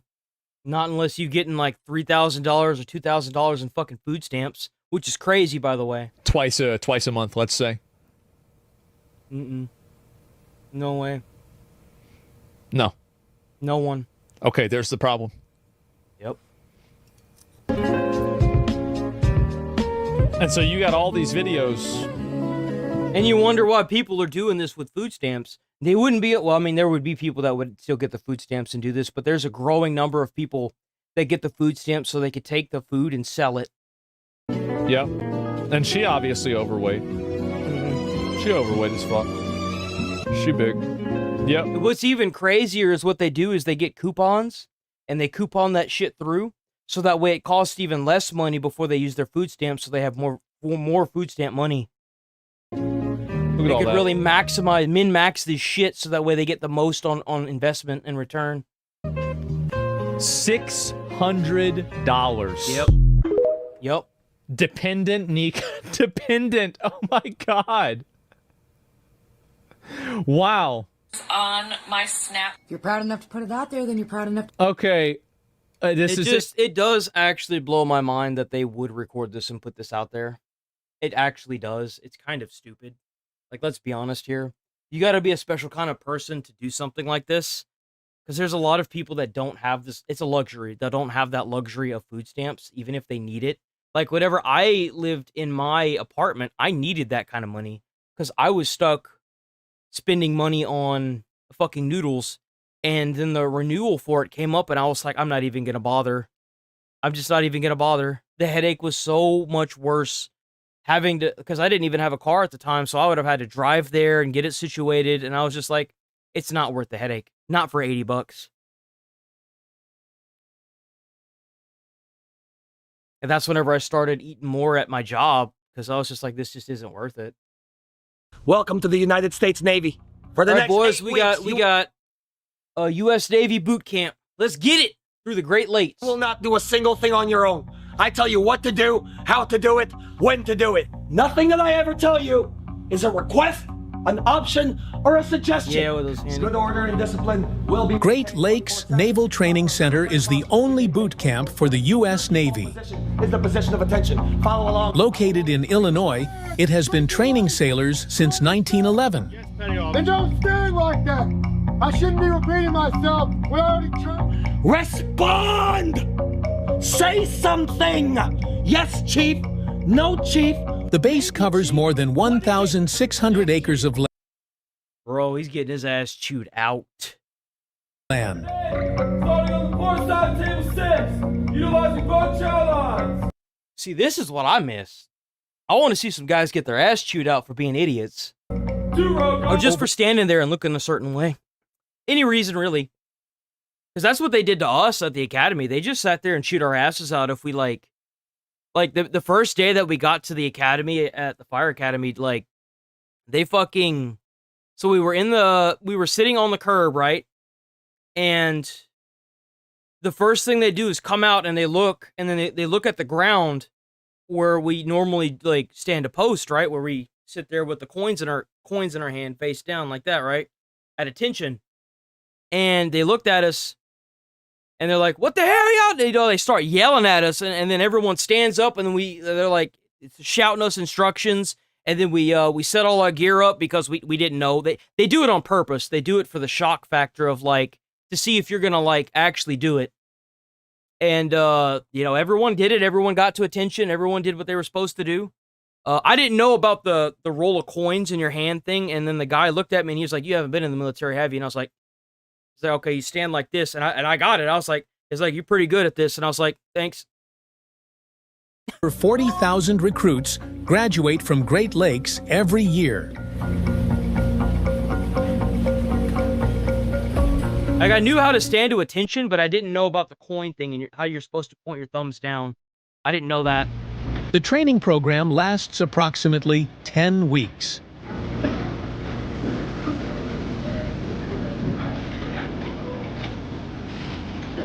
Navy chow halls. Bro, tell me why that doesn't remind me of like elementary school where you had to line up and then you wash your hands under that fucking that whatchamacallit that has the water sprinkler that kind of like it's above where it's at and it like drops the water down. Dude, so many people would grab that thing and then like slide down the water sprinkler.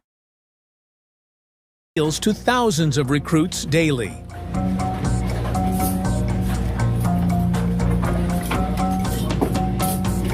Recruits eat 3 meals a day, breakfast, lunch, and dinner. Oh, really? So they get one more than being in prison. Oh, look at them. I hope it doesn't look like prison food. I really do. I hope it actually looks good. I mean, some of these guys actually deserve it. Time to eat is limited, often 10 to 15 minutes. You could eat in that amount of time. There's plenty of time. I usually get dinner and I sit there and scarf that shit down in like a whole 5 seconds. So like that's plenty of time. Chow Hall serves nutrition-dense foods to fuel intense training, including I bet there's a lot of potatoes. Proteins, vegetables, carbs, and fruits with limited fried or sugary carbs is the potatoes items.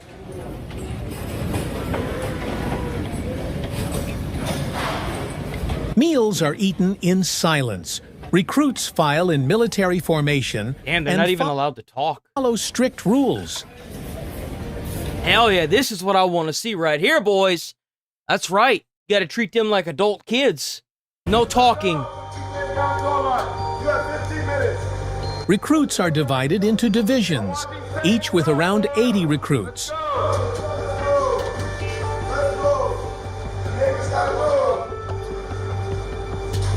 The Recruit Training Command, RTC, is responsible for basic training.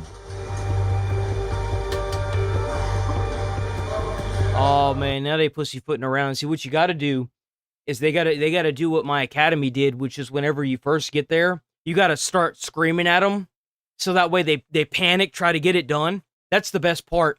Whenever you don't like show them how to do it and you scream it at them at the top of your lungs like you're gonna like rip their head off and shit down their throat, that's the best. That's how you know they're gonna get it right. They're gonna be so scared and intimidated to get it wrong, they're gonna get it right on the first try every time. If you think I'm right, if you think I'm lying to you, I'm not. It works wonders.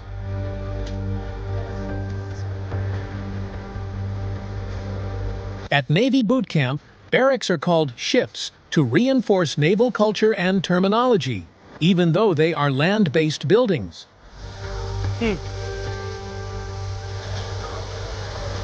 Physical fitness is a key part of Navy training.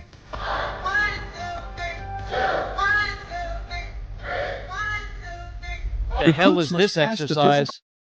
What is that? Readiness test, a 1.5-mile run, plank, man, that 1.5-mile run, bro, they don't fuck around with that. And push-ups to graduate, supported by daily workouts, drills, and PT. Well,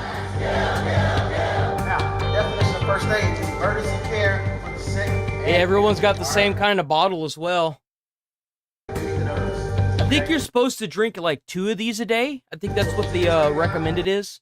Whenever you, like, that's what they told us at the academy. They're like, you want to get like a big bottle, like about that size or a little bigger, and you need to drink like 2 or 3 of those a day. Recruits must learn basic seamanship, including knot tying. Man, I bet they like that seaman stuff. But there's a lot of them that like that seaman stuff. And navigation. You got your 170, 190. You get some things you bucks that weigh about 20 pounds. It'll be up to you. Life-saving skills like CPR, bleeding control, and shock response. Well, okay, so you have to learn basic EMT stuff. Cool. That's actually pretty awesome. So most of the military branches, you have to learn EMT. Are taught to prepare recruits for emergencies at sea or ashore. I really wish that the police departments would do the same thing. Like, if you're a police officer, you need to know how to do basic EMT. Honestly, there's no reason why you shouldn't, especially if you shot somebody. They should emphasize that in, like, a police EMT training. I said the upper half of the body is heavier, right? So you... Training covers stretching, hygiene, and injury awareness to reduce risks He during... looks young.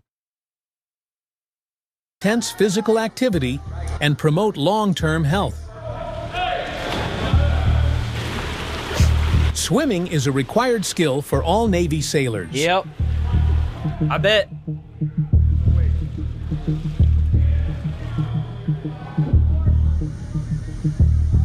Oh, we got the gun range. Firearms training includes the M9 pistol and M4 rifle. Okay, so we're also getting the rifle training.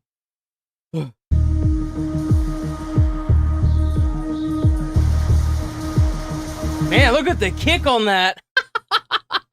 Yeah, that gun is about to fly out of her hand. Training takes place at the live fire range, where recruits must qualify by hitting targets. No, is that even shooting? That looks like it's shooting a 9mm.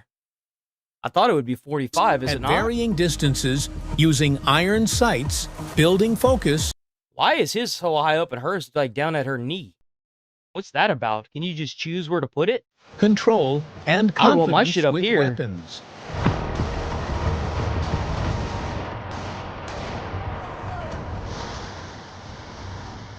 Recruits must pass a live fire qualification, demonstrating safe handling and accuracy under supervision to meet Navy weapons standards.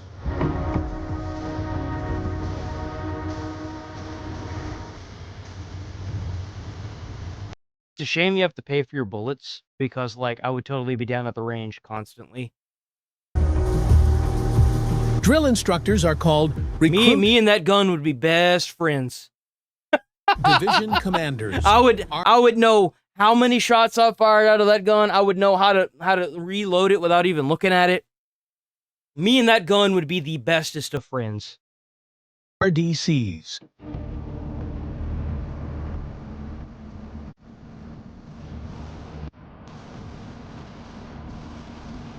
Those have to be... RDCs are usually petty officers or chief petty officers. USS Oliver, ship 04, JOOD. Respectfully request permission to see your military identification card, Force Master Chief. Recruits learn the Navy core values: honor, courage. God damn, you think they got enough badges? Bro's got so many badges you can write on that bitch like a piece of paper. Damn. You see, these are the people you don't want to piss off. If you see these guys in a room and you get pulled into an office, you fucked up big time. And commitment. You make the big bucks.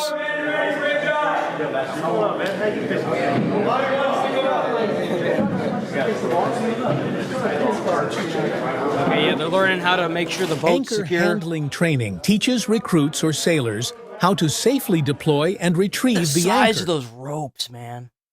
I know what's crazy is those ropes can still snap and like cut you in half.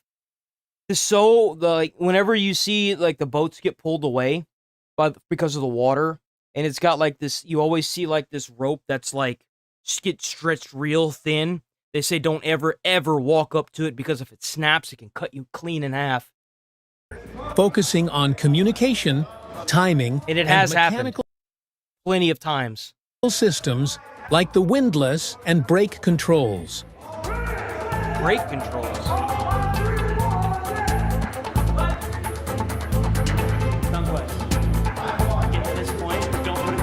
Recruits undergo hands-on training in war fighting skills to prepare for real combat before joining. It looks like this guy is having a chit chat with the other like officer who's there. There's nothing worse than whenever you're being told to do something and the person that's training you doesn't know exactly how to do it themselves.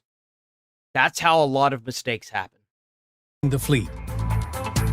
I'm not saying that's what's going on here, but like I've dealt with that personally, and it sucks because it makes it look like you're the one at fault. And then sometimes you think you are, but then you explain what happened, and they're like, "Oh, you're the wrong person. I should be chewing out." Boy.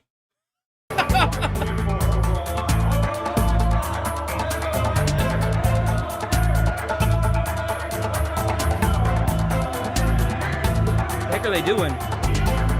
Recruits are trained in shipboard fire. Yep, that's right. You got to be a firefighter. That's fighting, right. I know that. including the use of fire extinguishers, hoses, and breathing apparatus. SCBA. And look at those fucking men right there. That's what I'm talking about.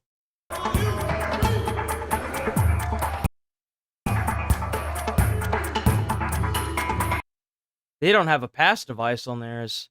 At least I don't see one.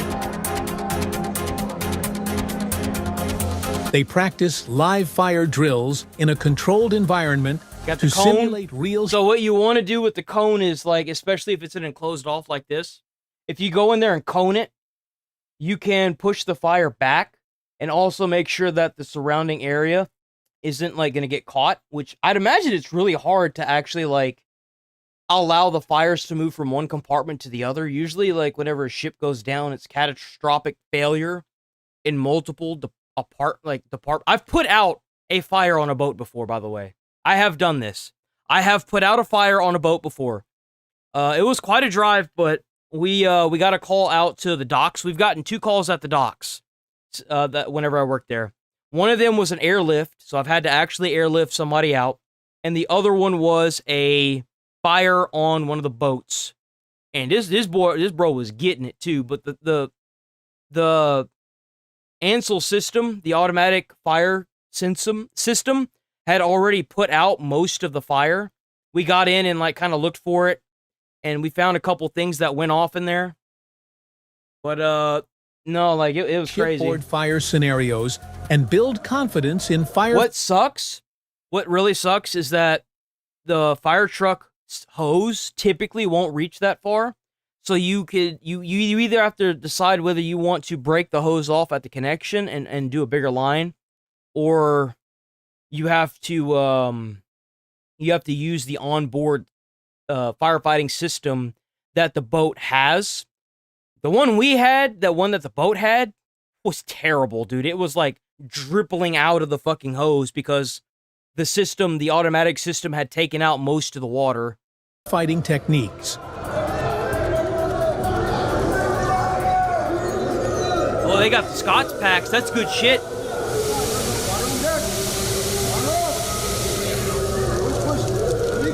Recruits undergo CBR training to learn how to respond to chemical. Here we go with the chemical gas again.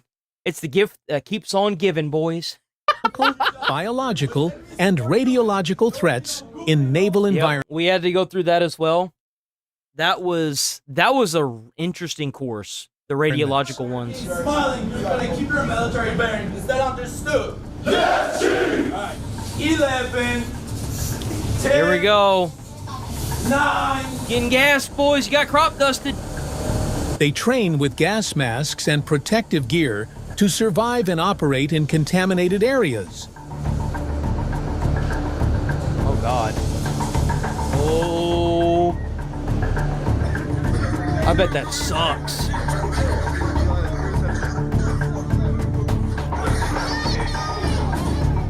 Oh, that's gotta suck so CBR bad. drills include especially entering a if you're gas the last row. Dude, that would suck so bad.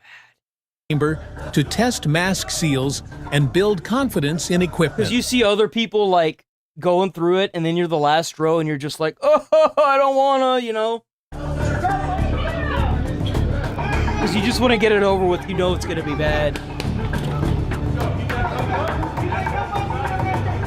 Why do they have their hand cupped in front of them like that? What's the point to that? Why do people going through the gas chamber in the military cup their hands in front of their face?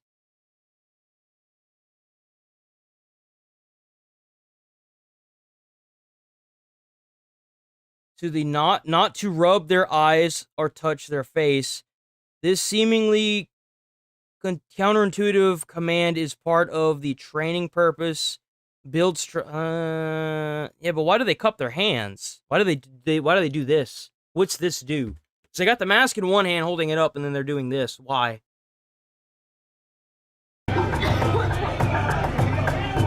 Damage control teams learn to detect and decontaminate hazardous materials to keep ships operational. I bet they have missile leaks all the time. Oh, so keep the snot in their face? Okay.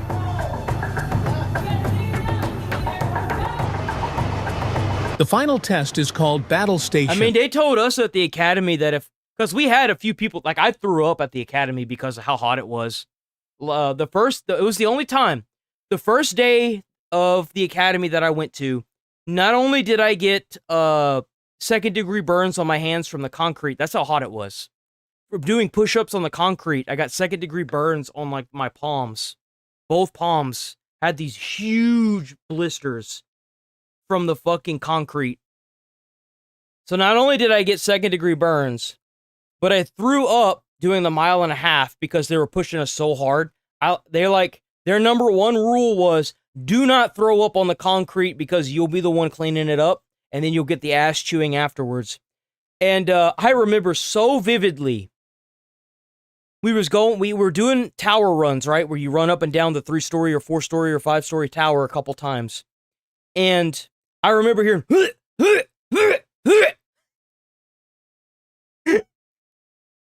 was the first one in line, so he got lucky. Cause like the way the stairs are, you can have 2 rows of people, so like you have a long line that goes up and then it kind of snakes back down, right? I hear coming back at me, right? And I was like, nuh-uh! And he's like, hell. So he's hacking. He hacked the whole way down. And when you hit the bottom, there's like still more parking lot, right? And then it's got a grass area. So like you hear the whole way. I look down and I see him running out to the grass. And you see him drop to his hands and knees, and he's just like, you just hear, son of a bitch. He couldn't throw up. He could throw up once he got to the fucking grass. He just sat there and kept yakking. He's just like, son of a... He had a deep voice, too. All you hear is, son of a bitch!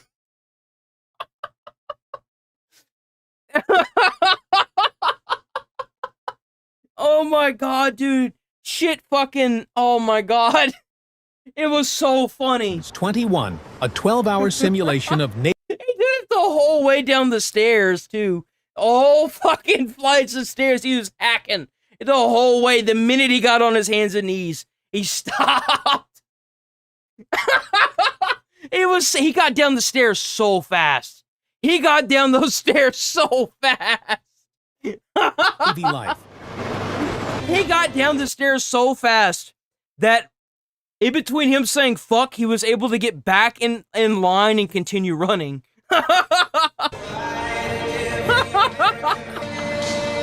Oh, dude. Around the world. I proudly serve. Recruits must pass inspections on uniforms, living spaces, and drill. The Navy boot camp graduation rate is approximately 86% to 89%, with an attrition rate between 11% and 14%, aligning closely with the Army and Marine Corps.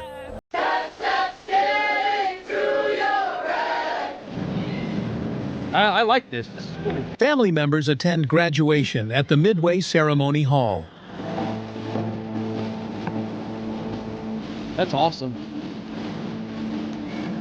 Man, look at all those little spermies. Navy recruits are sent to a school after boot camp for specialized training. Oh, really? So there's more.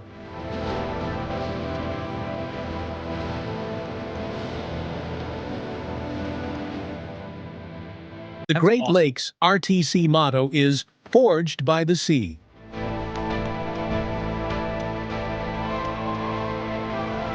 Yo. If you're enjoying the content, make sure to hit that subscribe make sure button. You guys hit that sub button on them, dude. IMD Aviation is what's up. Like hardcore, like all hat goes off to these guys that filmed this, because like I've seen a couple of these guys struggling to keep up with these instructors. So like, my hat's off to y'all, man. All credit, IMD Aviation. Check them out. Okay. I think, unfortunately, boys, it is that time. It's that time of the day. Sign off time. I've got videos to make. I'm debating on if I want to make a whole bunch of videos, because they're not really getting views worth of shit. or if I just want to make like 1 or 2 and then have the rest of the day. Because again, this stuff is going to be on my account. This strike is going to hurt my viewability probably until like, for the next 2 weeks until Monday. I think he said that it was coming off. Let's see. I had it here. It'll be coming off the 18th of August, which is better than October 30th. But, I mean, it'll be coming off. Maybe. But so far, I've been able to, like, get enough content to where I'm, like, good. So, I think I'll be alright. I'm just going to coast on through. Because I don't want to stop doing this. I do want to start playing the games for sure, but there's not really anything to play. That's my problem. Whoops, I clicked on stuff. But whenever stuff actually comes out that I want to play, then we're going to start doing gaming again for sure. And what I'm going to do is I'm going to start taking that last hour and then editing it out. And that's going to be my Let's Play stuff. But, well, I mean, I'll probably end up doing that with everything that we do on the stream. But that's usually what I do. I end up clipping out all the videos that I react to and using that as content for the day, other than the stream. But I'm going to roll up out of here, man. You have a good weekend. Oh, man. It's Tuesday. It's Tuesday. You have a good day, Nigel. I'm going to try and not go clinically insane clipping out all these videos. I'll be back tomorrow. Stay safe. Stay friendly. And I'll see y'all tomorrow. It'll be another bright and beautiful day with all kinds of new things to talk about. Because it's always a new day. Where is... Peace!